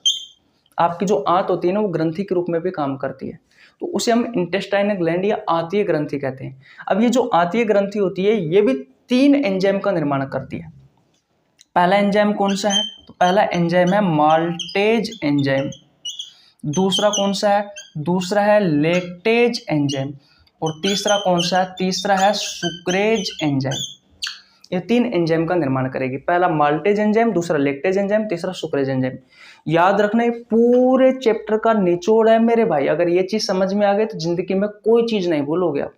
अब देखो ये जो इंटेस्टाइन है, आपकी जो आंत है, ये आंतीय ग्रंथि के रूप में जब काम करती है तो इससे एक माल्टेज एंजाइम निकलता है। ये माल्टेज एंजाइम क्या करता है, इस माल्टोज शुगर को, ये जो माल्टेज एंजाइम है, ये माल्टेज एंजाइम है, ये माल्टेज एंजाइम तोड़ता है भैया ग्लूकोज प्लस ग्लूकोज में। और ये जो ग्लूकोज होता है, ये जो ग्लूकोज होता है ये कार्बोहाइड्रेट का, ये कार्बोहाइड्रेट की सबसे छोटी इकाई होता है। ये कार्बोहाइड्रेट की सबसे छोटी इकाई होता है। इसके बाद में टूटता नहीं है, यहाँ पर भोजन का पूर्ण रूप से पाचन हो जाता है। भोजन का नहीं, यहाँ पर कार्बोहाइड्रेट का पूर्ण रूप से पाचन हो गया है, क्योंकि मैंने कहा था कि कार्बोहाइड्रेट की सबसे छोटी इकाई होती है ग्लूकोज। अब ये जो ग्लूकोज है ये भोजन का अंतिम रूप है। अब भोजन का पाचन हो चुका है, यानी कि कार्बोहाइड्रेट का पाचन हो चुका, हम कार्बोहाइड्रेट का पाचन पढ़ रहे हैं, तो कार्बोहाइड्रेट का देखा आपने शुरुआत से लेकर के यहाँ तक पाचन हो चुका है। अब इसका एब्जॉर्प्शन होगा, अवशोषण होगा, फिर अवशोषण होने के बाद में ये ब्लड की सहायता से आपकी कोशिकाओं के पास जाएगा। मैंने आपको पाचन तंत्र की प्रक्रिया पढ़ाई थी सबसे पहले, तो वहां पर क्या हो रहा था, असिमिलेशन में, स्वांगीकरण में क्या हो रहा था, ये जो पचा हुआ भोजन है वो ब्लड की सहायता से आपके कोशिकाओं के पास जाता है। कोशिकाओं में ये जो भोजन होता है, ये भोजन का अंतिम रूप होता है, वो ग्लूकोज होता है। बताया था ना मैंने आपको। इस ग्लूकोज को ऑक्सीजन की उपस्थिति में तोड़ा जाता है, कार्बन डाइऑक्साइड, जल और ऊर्जा का निर्माण किया जाता है। किसका निर्माण किया जाता है? ऊर्जा का निर्माण किया जाता है। और ऊर्जा हमारे शरीर में एटीपी के रूप में आती है भैया, एटीपी के रूप में बनती है। उस ऊर्जा को हमारे शरीर के सेल, टिश्यू, ऑर्गन्स ग्रहण करते रहते हैं, जिससे शरीर हमारा कार्य करता रहता है। तो भैया कुछ इस तरीके से आपके शरीर में कार्बोहाइड्रेट का पाचन होता है। इस कार्बोहाइड्रेट से कुछ इस तरीके से हमें एनर्जी मिलती है।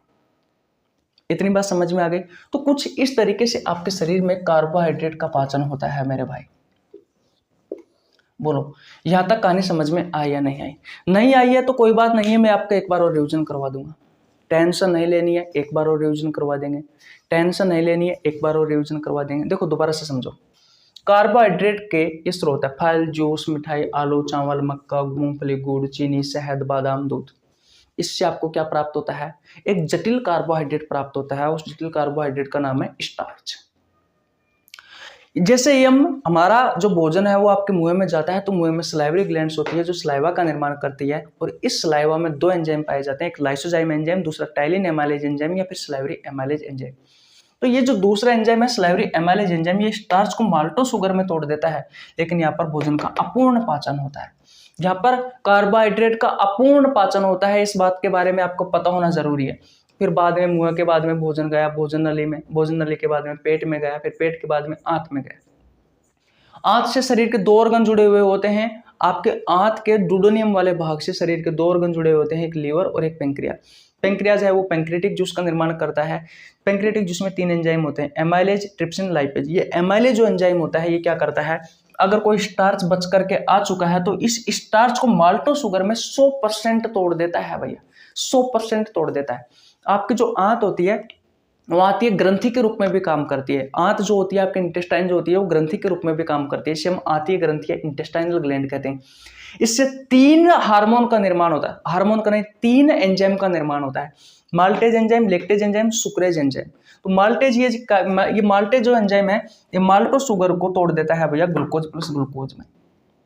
किस में तोड़ देता है, ग्लूकोज प्लस ग्लूकोज में तोड़ देता है। ग्लूकोज जो है कार्बोहाइड्रेट की सबसे छोटी इकाई है। ये यहाँ पर कार्बोहाइड्रेट का पूर्ण रूप से पाचन हो चुका है। अब ये जो कार्बोहाइड्रेट का पचा हुआ जो पूर्ण रूप से भोजन है ये भैया ब्लड की सहायता से आपकी कोशिकाओं के पास जाएगा। कोशिकाओं में इस ग्लूकोज को ऑक्सीजन की उपस्थिति में तोड़ा जाएगा, ऑक्सीजन की उपस्थिति में जलाया जाएगा, कार्बन डाइऑक्साइड जल और ऊर्जा का निर्माण किया जाएगा और इस ऊर्जा को हमारे शरीर के सेल, टिश्यू, ऑर्गन्स ग्रहण करेंगे, जिससे वो लगातार अपना कार्य करते रहेंगे, जिससे हमारा शरीर भी कार्य करता रहता है, हमें एनर्जी प्राप्त होती है, हमें एनर्जी मिलती है भैया। इतनी बात क्लियर। हमारे शरीर के ऑर्गन्स को काम करने के लिए एनर्जी की आवश्यकता होती है और वो एनर्जी किससे मिलती है भैया, यहाँ से ही मिलती है भैया। इतनी बात समझ में आ गई, किसी को कोई प्रॉब्लम यहाँ तक बिल्कुल नहीं होनी चाहिए। तो कुछ इस तरीके से आपके शरीर में कार्बोहाइड्रेट का पाचन होता है। सुक्रेज और जो लेक्टेज है ये भी भैया भोजन के पाचन में सहायक होते हैं। और भोजन के पाचन में किस में सहायक होते हैं, ये भी कार्बोहाइड्रेट के पाचन में सहायक होते हैं। अगर आपने पाचन तंत्र वाला चैप्टर आपको बिल्कुल भी नहीं आता है, यहाँ पर मैं आपका रिविजन करवा रहा हूँ, अच्छी अच्छी चीज़ें बता रहा हूँ, तो पाचन तंत्र वाला चैप्टर मैंने बहुत अच्छे से पढ़ा रखा है। आपको नीचे लिंक डिस्क्रिप्शन में मिल जाएगा, आप जाकर चेकआउट कर सकते हैं भैया। भाई पाचन तंत्र वाला चैप्टर मैंने बहुत अच्छे से पढ़ा रखा है, एक एक ऑर्गन के बारे में अलग से पढ़ा रखा है, जाकर के देख लेना, मजा आ जाएगा। ठीक है भाई, यहाँ तक किसी को प्रॉब्लम बिल्कुल नहीं होनी चाहिए। तो मैंने आपको 2 चीज़ें बता दी, डाइजेस्टिव सिस्टम जो है वो पाचन तंत्र है। इस पाचन तंत्र का आपको नीचे लिंक डिस्क्रिप्शन मिल जाएगा चैप्टर का, वहाँ से जाकर के आप पाचन तंत्र वाला चैप्टर पढ़ सकते हैं। पाचन तंत्र के प्रीवियस ईयर के क्वेश्चन मैंने करवा रखे हैं, जो 2016 से लेकर के 2023 तक रेलवे में जितने भी क्वेश्चन पूछे गए हैं वो सभी क्वेश्चन करवा रखे हैं जन शताब्दी एक्सप्रेस बैच में, वहाँ से जाकर पढ़ सकते हैं। और आज मैं आपका ये रिवीजन करवा ही रहा हूँ भैया। ऐसे हम सब चैप्टरों के रिवीजन करेंगे जहाँ से आपके एग्जाम में क्वेश्चन पूछे जाते हैं। इन चीज़ों को पढ़ लेना, इनका रिवीजन कर लेना, फिर आपके प्रीवियस ईयर क्वेश्चन लगाना, आपके क्वेश्चन लगाना डाइजेस्टिव सिस्टम के, गूगल से सर्च करके क्वेश्चन लगा लेना, आप 100 में से लगभग 90% क्वेश्चन के आंसर अच्छे से दे पाओगे। तो ये चीज़ें क्लियर हो गई भैया, बोलो यहाँ तक बात क्लियर है, किसी को प्रॉब्लम यहाँ तक बिल्कुल नहीं होनी चाहिए। अब आप स्क्रीनशॉट ले लीजिए और अब मैं पढ़ाने वाला हूँ आपका कि आपके शरीर में किस तरीके से प्रोटीन का पाचन होता है। ले लिया आपने स्क्रीनशॉट, ओके। देखिए भैया अब आगे बढ़ते हैं। अब हमने जान लिया है कि हमारे शरीर में किस तरीके से कार्बोहाइड्रेट का पाचन होता है। अब हम जानेंगे भैया कि आपके शरीर में किस तरीके से प्रोटीन का पाचन होता है। तो डाइजेशन ऑफ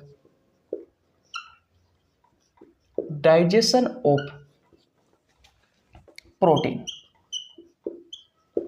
तो सबसे पहले तो मुझे भैया प्रोटीन के स्रोत बता दीजिए आप कि भाई ऐसा क्या खाए जिससे आपको प्रोटीन मिल जाए। प्रोटीन के स्रोत, सोर्स, भाई ऐसा क्या खाए जिससे आपको क्या मिल जाए, जिससे आपको भैया प्रोटीन मिल जाए, जिससे आपको क्या मिल जाए, जिससे आपको मेरे भाई प्रोटीन मिल जाए। देखो दूध, अंडा, दाल, मशरूम, मछली, मांस, ये आपके प्रोटीन के अच्छे स्रोत माने जाते हैं। इन सब से आपको क्या प्राप्त होती है, प्रोटीन प्राप्त होती है। क्या प्राप्त होती है, प्रोटीन प्राप्त होती है। अब ध्यान से समझना, ये क्या है, इन सब से आपको क्या प्राप्त हुई, इन सब से आपको प्रोटीन प्राप्त हुई। ठीक है, अब आगे देखो भैया, सबसे पहले आपके मुंह में भोजन गया, तो मुंह में सिर्फ कार्बोहाइड्रेट का पाचन हुआ था, सिर्फ कार्बोहाइड्रेट का पाचन हुआ था आपके मुंह में। सिर्फ किसका पाचन हुआ था, कार्बोहाइड्रेट का।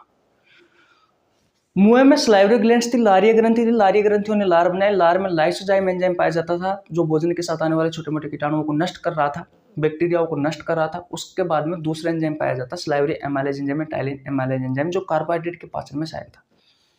यहाँ पर प्रोटीन का पाचन नहीं होता है आपके मुंह में, यहाँ पर सिर्फ कार्बोहाइड्रेट का पाचन होता है। उसके बाद में मुंह के बाद में भोजन आपकी भोजन नली में गया। प्रोटीन ऐसे कैसे ही पड़ा है, उसमें कुछ चेंजेज ही नहीं है क्योंकि भैया प्रोटीन का पाचन हुआ ही नहीं है। भोजन नली में किसी भी प्रकार का पाचन नहीं होता है, मैं आपको पहले अच्छे से पढ़ा चुका। उसके बाद में भोजन आपके पेट में गया और पेट में भैया प्रोटीन के पाचन की शुरुआत होती है। उसके बाद में प्रोटीन के पाचन की शुरुआत कहाँ होती है भैया? प्रोटीन के पाचन की शुरुआत आपके पेट में होती है। आइए पेट के बारे में समझ लेते हैं। तो आपका जो स्टोमक है, आपका जो पेट है, इस पेट में अंदर की तरफ ऊतकों की बनी हुई एक परत होती है। उस परत को कहा जाता है गैस्ट्रिक ग्लैंड। क्या कहा जाता है? गैस्ट्रिक ग्लैंड कहा जाता है, जठर ग्रंथि कहा जाता है। और ये जो जठर ग्रंथि होती है ये गैस्ट्रिक जूस का निर्माण करती है। ये गैस्ट्रिक जूस का निर्माण करती है। इस गैस्ट्रिक जूस में दो एंजाइम होते हैं, एक होता है पेप्सिन एंजाइम और एक होता है रेनिन एंजाइम। ये निष्क्रिय अवस्था में होते हैं, पेप्सिनोजन और प्रोरेनिन के रूप में होते हैं। फिर ये जो HCl होता है वो इन्हें पेप्सिन और रेनिन में कन्वर्ट कर देता है। इस बारे में आपका ध्यान रखना है। बस इतना याद रखो कि स्टोमक आपके पेट में जठर ग्रंथि होती है जो जठर रस का निर्माण करती है। जठर रस में दो एंजाइम होते हैं, पेप्सिन और रेनिन। इतनी बात क्लियर है? किसी को प्रॉब्लम है तक? बिल्कुल नहीं होनी चाहिए। अब देखो, ये जो पेप्सिन एंजाइम होता है ये प्रोटीन को किस में तोड़ देता है? ये जो पेप्सिन एंजाइम होता है ये प्रोटीन को पेप्टोन्स या फिर पेप्टाइड में तोड़ देता है। पेप्टोन्स या पेप्टाइड में तोड़ देता है। इतनी बात क्लियर है? किसी को प्रॉब्लम है तक? बिल्कुल नहीं होनी चाहिए। तो प्रोटीन का पेट में भी अपूर्ण रूप से पाचन होता है, पूर्ण रूप से पाचन नहीं होता। भाई पेट में जठर ग्रंथि है, गैस्ट्रिक जूस, गैस्ट्रिक ग्लैंड है, फिर इसने जठर रस का निर्माण किया, गैस्ट्रिक जूस का निर्माण किया। गैस्ट्रिक जूस में दो एंजाइम है, पेप्सिन और रेनिन। पेप्सिन जो होता है वो प्रोटीन को किस में तोड़ रहा है? पेप्टोन्स या पेप्टाइड में। यहाँ पर भी अपूर्ण पाचन हुआ है भैया, प्रोटीन का पूर्ण रूप से पाचन नहीं हुआ है। इतनी कहानी आपको समझ में आई या नहीं आई? रेनिन क्या करता है तो मैं आपको बता दूं, दूध जो होता है, दूध, उस दूध में केसिन प्रोटीन होती है मेरे भाई। कौन सी प्रोटीन होती है? केसिन प्रोटीन होती है। तो ये दूध के पाचन में सहायक होता है रेनिन एंजाइम। तो ये रेनिन एंजाइम क्या करता है मेरे भाई? इस केसिन प्रोटीन को पैराकेसिन में कन्वर्ट कर देता है। किस में कन्वर्ट कर देता है? पैराकेसिन में। और ये पैराकेसिन को वापस ये जो पेप्सिन एंजाइम होता है, ये जो पेप्सिन एंजाइम होता है ये किस में कन्वर्ट कर देता है? ये कन्वर्ट कर देता है मेरे भाई पेप्टोन्स या फिर पेप्टाइड में कन्वर्ट कर देता है। बोलो यहां तक कहानी आपको समझ में आई या नहीं है? सबसे पहले मुझे ये बता दो, दूध में केसिन प्रोटीन थी, केसिन प्रोटीन को रेनिन एंजाइम ने पैराकेसिन में कन्वर्ट किया और इस पैराकेसिन को वापस पेप्सिन ने किस में कन्वर्ट कर दिया? पेप्टोन्स या पेप्टाइड में। तो आपके पेट में ये दो प्रोसेस होती है। दूध पिया तो ये सारी चीजें, नहीं तो आपने ये सब और स्रोत लिए जिससे आपको प्रोटीन प्राप्त हुई और प्रोटीन को भैया पेप्सिन एंजाइम ने किस में बदल दिया? पेप्टोन्स या पेप्टाइड में बदल दिया। यहाँ पर प्रोटीन का अपूर्ण पाचन होता है। बोलो यहां तक किसी को प्रॉब्लम? जल्दी जल्दी बताओ, यहां तक किसी को प्रॉब्लम है क्या भैया? सच सच बता दो, जल्दी जल्दी बताओ, किसी को प्रॉब्लम है तक? बिल्कुल नहीं चाहिए। अब भैया पेट के बाद में भोजन कहाँ जाता है? आपकी स्मॉल इंटेस्टाइन में जाता है, छोटे आंत में जाता है। छोटे आंत के डुओडेनम वाले भाग से शरीर के दो ऑर्गन जुड़े हुए हैं, एक लीवर और एक पेंक्रियास। पेंक्रियास से पेंक्रियाटिक जूस का निर्माण होता है। पेंक्रियाटिक जूस में तीन एंजाइम होते हैं, एक एमाइलेज होता है, एक ट्रिप्सिन होता है और एक लाइपेज होता है। तो ये जो ट्रिप्सिन एंजाइम है, लाइपेज एमाइलेज एंजाइम का कार्य मैं आपको पढ़ा चुका, कार्बोहाइड्रेट का पाचन किया था तब। अब हम पढ़ रहे हैं कि ट्रिप्सिन एंजाइम क्या काम करता है। तो ये जो ट्रिप्सिन एंजाइम है भैया, ये जो ट्रिप्सिन एंजाइम है ये क्या करता है? इस पेप्टोन्स या पेप्टाइड को किस में बदल देता है? अमीनो एसिड में बदल देता है। और मैं आपको बता दूं ये जो अमीनो एसिड है ये प्रोटीन की सबसे छोटी इकाई है। ये प्रोटीन की सबसे छोटी इकाई है, सबसे छोटी इकाई है। अब भैया प्रोटीन पूर्ण रूप से टूट चुका है। प्रोटीन की जो सबसे छोटी इकाई होती है वो एमिनो एसिड होती है। अब इसका एब्जॉर्प्शन होगा, ब्लड की सहायता से कोशिकाओं के पास ले जाया जाएगा इस एमिनो एसिड को। और मैं आपको बता दूं जब ओवरऑल चाहे वो कार्बोहाइड्रेट हो, चाहे वो प्रोटीन हो, चाहे वो वसा हो, भोजन का जो अंतिम रूप होता है वो ग्लूकोज होता है। ये एमिनो एसिड है भैया ग्लूकोज में बदल जाता है। फिर उस ग्लूकोज को ऑक्सीजन की उपस्थिति में तोड़ा जाता है, कार्बन डाइऑक्साइड जल और ऊर्जा का निर्माण किया जाता है और उस ऊर्जा को हमारे शरीर के ऑर्गन्स ग्रहण करते हैं, जिससे हमारे शरीर के ऑर्गन्स काम करते हैं, जिससे हमारा शरीर कार्य करता रहता है। ठीक है, तो भैया कुछ इस तरीके से आपके शरीर में कार्बोहाइड्रेट का पाचन होता है। ये चीजें आपको कहीं भी नहीं मिलेगी, आप कहीं भी जाकर के पढ़ लेना भैया, ये मेरी गारंटी है। आपको जिस तरीके से मैं आपको पढ़ा रहा हूँ ये चीजें कहीं नहीं मिलेगी। सब अलग अलग पढ़ाते हैं। पहले आपको भोजन माउथ पढ़ाया जाएगा, फिर फूड पाइप पढ़ाया जाएगा, फिर पेट पढ़ाया जाएगा, फिर आंत पढ़ाई जाएगी, छोटी आंत, फिर बड़ी आंत पढ़ाई जाएगी। कुछ इस तरीके से पढ़ाया जाता है। जिस तरीके से मैं कमांड करके आपके सामने चीजें रख रहा हूँ वो चीजें कोई नहीं पढ़ाता।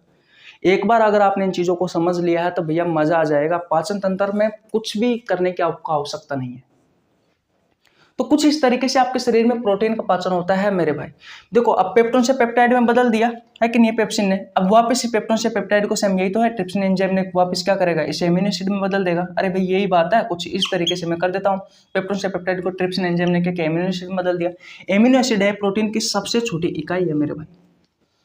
इसको ब्लड की सहायता से कोशिकाओं के पास ले जाया जाएगा। कोशिकाओं के पास जब पहुंचेगा तो ग्लूकोज के रूप में पहुंचेगा। ग्लूकोज को ऑक्सीजन की उपस्थिति में तोड़ा जाएगा। कार्बन डाइऑक्साइड जल और ऊर्जा का निर्माण किया जाएगा। मैंने शुरुआत में ये बताया था जब पाचन तंत्र की प्रक्रिया पढ़ाई थी तब।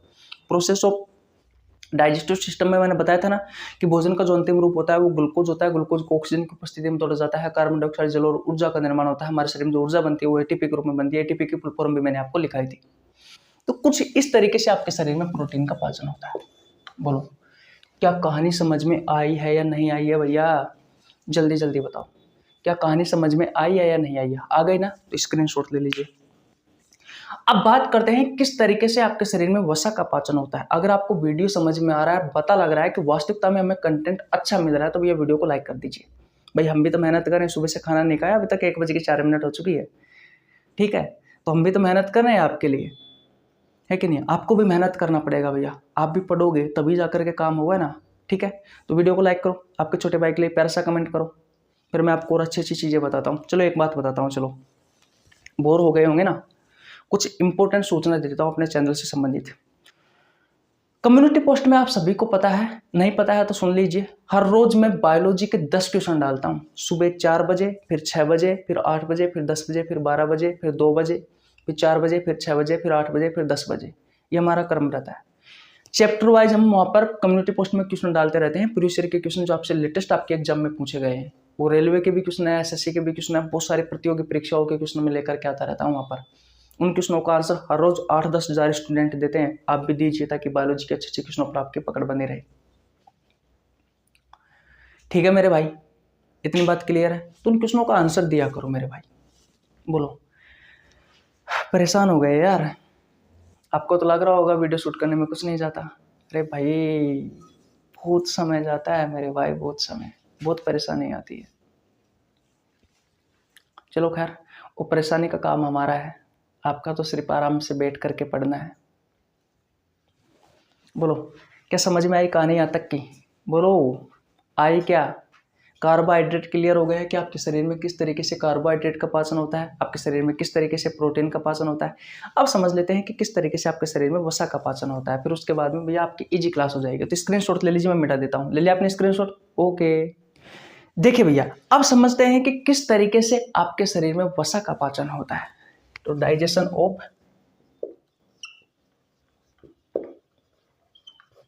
फैट या फिर लिपिड्स। ठीक है मेरे भाई, इतनी बात क्लियर है? किसी को प्रॉब्लम यहाँ तक नहीं होनी चाहिए। अब फटाफट आप वसा के स्रोत बता दीजिए। जो फैट या लिपिड्स है इसके स्रोत बता दीजिए। तो इसके स्रोत होते हैं मेरे भाई घी, तेल, डालडा, घी, तेल, डालडा, बटर, चीज, ये सब भैया वसा के स्रोत है। ये सब किसके स्रोत है? इन सब से आपको फैट या लिपिड्स प्राप्त होता है, वसा प्राप्त होती है कि नहीं? अब आपने देखा होगा, एक छोटी सी बात बता रहा हूं, अगर मेरी बात से आप सहमत हो तो जरूर हाँ करना कमेंट बॉक्स में। एक गिलास में आपने पानी भर रखा है और आपके हाथ जो है ना, आपके हाथ जो है ना वो तेल के हो रहे हैं या घी के हो रहे हैं। तो अगर आपके हाथ उस पानी में लग जाते हैं तो भैया उस पानी के ऊपर आपको चिकनाई दिखाई देती है। तेल की छोटी छोटी बूंदे या घी की छोटी छोटी बूंदे दिखाई देती है। बोलो दिखाई देती है नहीं दिखाई देती? देती है ना? दिखाई देती है भैया। अब देखो, ये हमें जो वसा होता है ये सब पहले शुरुआत में ये बड़ी बड़ी गोलियों के रूप में होता है। ये वसा की बड़ी बड़ी गोलियां है मेरे भाई। तो जब इसका पाचन नहीं होता है तो ये बड़ी बड़ी गोलियों के रूप में होता है। तो ये किसके रूप में होता है? बड़ी बड़ी गोलियों के रूप में होता है। अब याद रखना, वसा के पाचन की शुरुआत ना तो माउथ में होती है, मुंह में बिल्कुल भी वसा का पाचन नहीं होता है।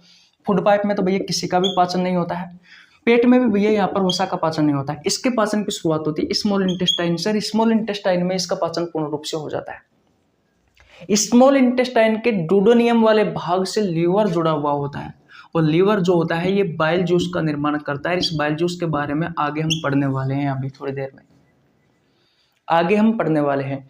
ये जो बाइल जूस होता है ये क्या करता है, ये जो वसा की बड़ी बड़ी गोलियां है, इस बाइल जूस को हिंदी में पित्रस कहा जाता है। क्या कहा जाता है? पित्रस कहा जाता है। तो ये वसा की बड़ी बड़ी गोलियों को किस रूप में तोड़ देगा? ये छोटी छोटी गोलियों के रूप में तोड़ देगा भैया। किस रूप में तोड़ देगा? छोटी छोटी गोलियों के रूप में तोड़ देगा। ये क्या है? ये है भैया छोटी छोटी गोलियां। ये क्या है? छोटी छोटी गोलियां है मेरे भाई। ये क्या है? वसा की छोटी छोटी गोलियां।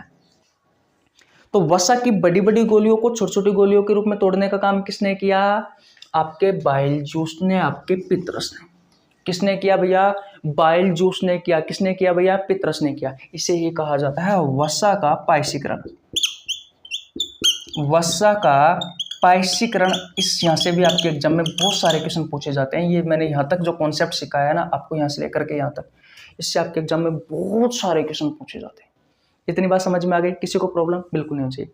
अब इस छोटी आंत के डुडेनियम वाले भाग से पेंक्रियाज और जुड़ा हुआ होता है, और पेंक्रियाज पेंक्रियाटिक जूस का निर्माण करता है, अग्नाशय अग्नाशय रस का निर्माण करता है, और अग्नाशय रस में ये एंजाइम पाए जाते हैं एमाइलेज, ट्रिप्सिन और लाइपेज। तो ये जो लाइपेज एंजाइम होता है ये अब इस वसा की छोटी छोटी गोलियों को, ये जो लाइपेज एंजाइम होता है ये किस में तोड़ता है?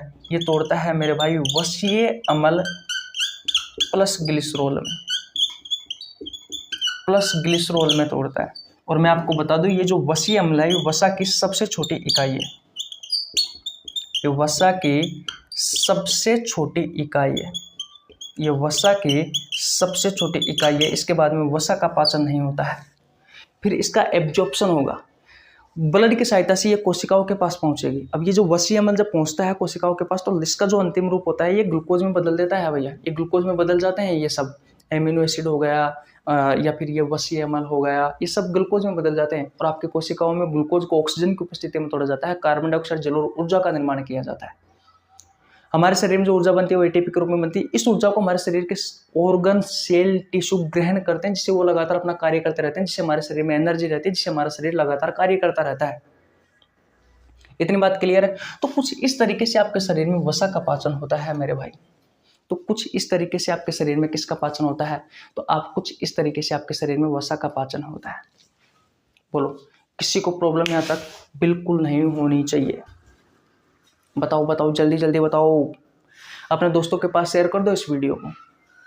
गाइज याद रखना, इस यूट्यूब चैनल पर मैंने बायोलॉजी के बहुत सारे चैप्टर करवा रखे हैं, बहुत सारे चैप्टर के एमसीक्यू क्वेश्चन करवा रखे हैं। अगर आपने नहीं देखे हैं तो चैनल पर जाकर के देख लेना, ठीक है मेरे भाई। और कम्युनिटी पोस्ट में हर 2 घंटे में क्वेश्चन आता है, उनका आंसर दिया करो। मैं आपको वहां पर फिजिक्स और केमिस्ट्री के क्वेश्चन भी लेके आऊंगा, तो आपकी सारी बायोलॉजी, फिजिक्स और केमिस्ट्री के क्वेश्चन करवा दूंगा। और सारी बायोलॉजी तो मैं आपको पढ़ा रहा हूँ, कोई दिक्कत वाली बात नहीं है।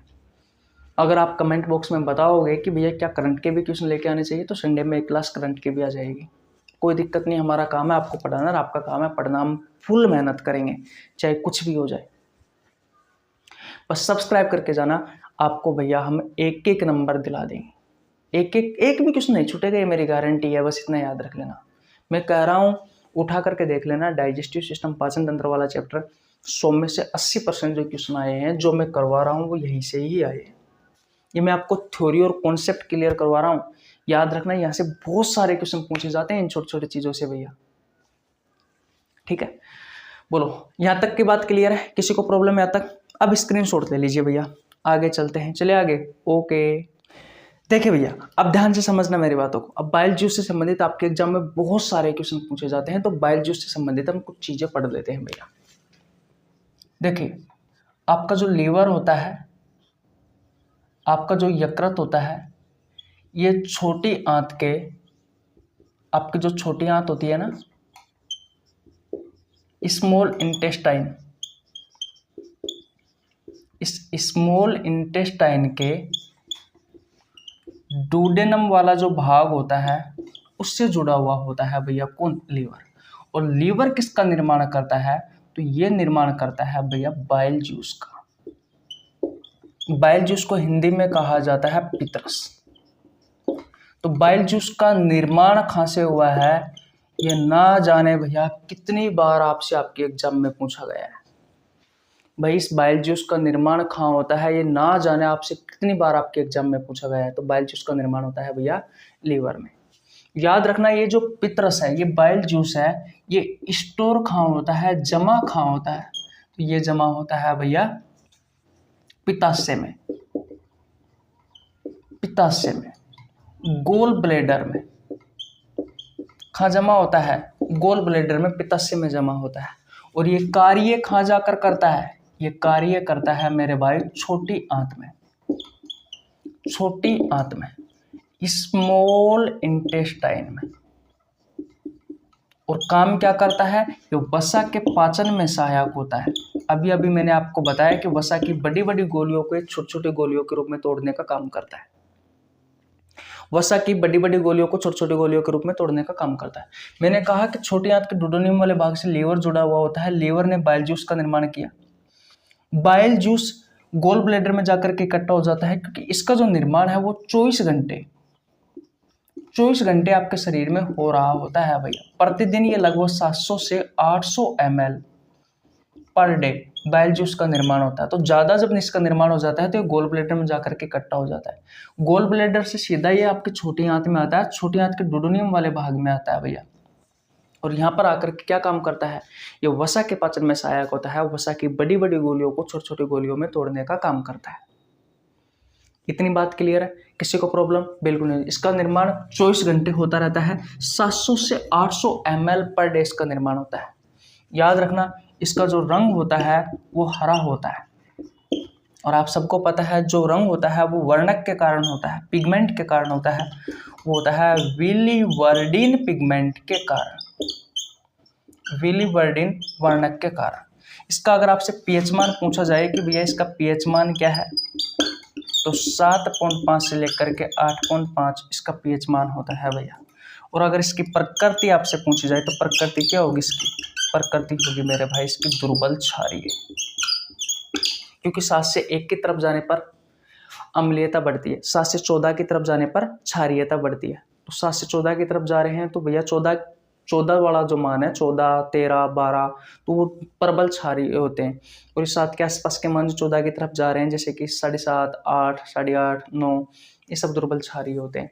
तो बस ये चीज़ें आपको याद रखनी है। ज़्यादातर जो क्वेश्चन पूछे जाते हैं वो ये पूछा जाता है कि जमा कहाँ होता है और इसका निर्माण कहाँ होता है। इसका पीएच मान भी पूछ लिया जाता है, इसका वर्णक भी पूछ लिया जाता है, काम क्या करता है ये तो पूछा जाता है, जिसके बारे में मैंने आपको बता दिया। वसा का पाचन किस तरीके से होता है उसमें मैंने आपको बताया था कि भैया बाइल जूस किस तरीके से वसा के पाचन में सहायक होता है।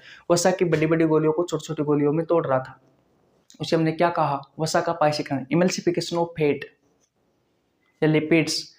ठीक है, आया कुछ याद? ओके, स्क्रीनशॉट ले लीजिए। तो वसा के बारे में क्लियर बात हो गई। सॉरी, वसा के बारे में क्या, बाइल जूस के बारे में। अब मैं आपको कुछ सलाइवरी ग्लैंड्स है उनके बारे में और बता देता हूँ। स्क्रीनशॉट ले लीजिए भैया, ले लिया आपने स्क्रीनशॉट। एक चीज़ और बता देता हूँ, यहाँ से भी क्वेश्चन पूछे जाते हैं कि आपके मुंह में भोजन को बोलस बोला जाता है। क्या बोला जाता है? बोलस। और आपके पेट में जो भोजन होता है उसे काइम बोला जाता है। ठीक है, और आपकी आंतों में भोजन को क्या बोला जाता है? काइल बोला जाता है। ठीक है, तो ये चीज़ें भी नोट कर लेना। बोलो, यहाँ तक बात क्लियर है? किसी को कोई प्रॉब्लम यहाँ तक? बिल्कुल नहीं। स्क्रीनशॉट ले लीजिए, ले लिया? ओके, आगे चले। ओके, देखिए भैया, अब मैं आपको सलाइवरी ग्लैंड्स के बारे में और बता देता हूँ, क्योंकि सलाइवरी ग्लैंड्स से क्वेश्चन पूछे जाते हैं कि भैया ये सबसे बड़ी कौन सी है, सबसे छोटी कौन सी है, तो इस बारे में भी आपको पता होना जरूरी है। सलाइवरी ग्लैंड्स,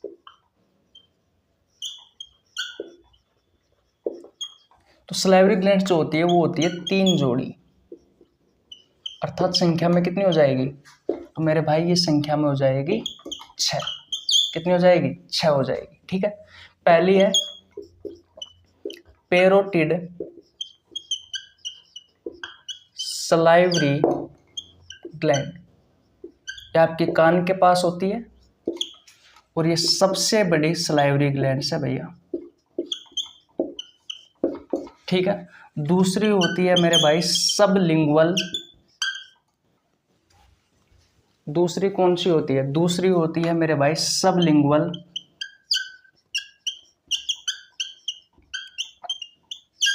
सलाइवरी ग्लैंड, ये आपकी जीभ के नीचे होती है और ये सबसे छोटी होती है, ये सबसे छोटी होती है, ठीक है। और नंबर 3 पर आती है भैया सब मैंडिबुलर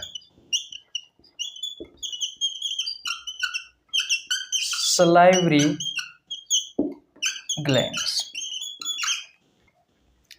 ये आपके निचले जबड़े के नीचे होती है भैया, जबड़े के नीचे, है कि नहीं है। बस इतना याद रखना है, ये 3 जोड़ी होती है और ये सब सलाइवा का निर्माण करती है। सलाइवा में जो एंजाइम पाए जाते हैं उसके बारे में आपको बता चुका। चलो ठीक है, ये चीज़ें आपको क्लियर हो गई। अगर आपको और डिटेल में जानना है, जैसे कि दांतों के बारे में पढ़ना है, जीभ के बारे में पढ़ना है, भोजन नली के बारे में पढ़ना है कि नहीं है, लीवर के बारे में और डिटेल में जानना है, पेंक्रियाज के बारे में और डिटेल में जानना है कि नहीं है, सलाइवा में क्या क्या पाया जाता है, सारी चीज़ें अगर आपको जाननी है तो भैया आपको डाइजेस्टिव सिस्टम पढ़ना पड़ेगा, क्योंकि डाइजेस्टिव सिस्टम मैंने आपको बहुत अच्छे से पढ़ा रखा है, इसमें सारी चीज़ें मैंने आपको बता रखी है। यहाँ पर मैं सिर्फ आपका रिवीजन करवा रहा हूँ ताकि आप इंपॉर्टेंट चीज़ों को पढ़ सके, आपके एग्जाम में किस तरीके से क्वेश्चन पूछे जाते हैं उनके बारे में आप पता लगा सके। तो ये जो मैंने कॉन्सेप्ट सिखाया है, अगर आप इन चीज़ों को पढ़ते हो, इन चीज़ों को याद करते हो तो 100 में से 100% आपको फायदा मिलेगा। अब देखो कुछ क्वेश्चन ऐसे भी पूछे जाते हैं, जैसे कि भैया आपसे पूछ लिया कि ट्रिप्सिन एंजाइम कहाँ पाया जाता है, पेप्सिन एंजाइम कहाँ पाया जाता है, रेनिन एंजाइम कहाँ पाया जाता है, लाइसोजाइम एंजाइम कहाँ पाया जाता है कि नहीं है, सलाइवरी एमाइलेज एंजाइम कहाँ पाया जाता है। तो इस प्रकार के प्रश्न भी आपसे अक्सर पूछे जाते हैं, तो उनके बारे में आपको बता देता हूँ। देखो आपकी जो सलाइवा होती है, आपकी जो लार होती है, इस लार में 2 एंजाइम पाए जाते हैं जिसके बारे में आपको पता चुका है, एक लाइसोजाइम एंजाइम और एक सलाइवरी अमाइलेज एंजाइम, और इसे और क्या कहते हो आप, टाइलिन अमाइलेज एंजाइम भी कहते हो, ठीक है। ये लार में पाया जाता है, लार का निर्माण ये सलाइवरी ग्लैंड्स करती है, जो आपके मुंह में होती है, ये सलाइवरी ग्लैंड्स है आपकी। पहली बात तो ये क्लियर हो गई, ठीक है। उसके बाद में आपके स्टोमक में, ये आपके माउथ में पाया जाता है, ये एंजाइम माउथ में पाए जाते हैं, मुंह में पाए जाते हैं। तो आपसे क्वेश्चन पूछा जाता है कि इनमें से कौन से एंजाइम आपके मुंह में पाया जाता है, तो ये 2 एंजाइम पाए जाते हैं। आपका जो स्टोमक होता है, आपका जो आमाशय होता है, उस आमाशय में कौन से एंजाइम पाए जाते हैं, तो मेरे भाई पेप्सिन और रेनिन एंजाइम पाया जाता है, ठीक है। पेंक्रियाज जो होता है, उस पेंक्रियाज से कौन से एंजाइम निकलते हैं, तो 3 एंजाइम निकलते हैं, एक निकलता है अमाइलेज एंजाइम, एक निकलता है ट्रिप्सिन एंजाइम और एक निकलता है लाइपेज एंजाइम। इस पेंक्रियाज से पेंक्रियाटिक जूस निकलता है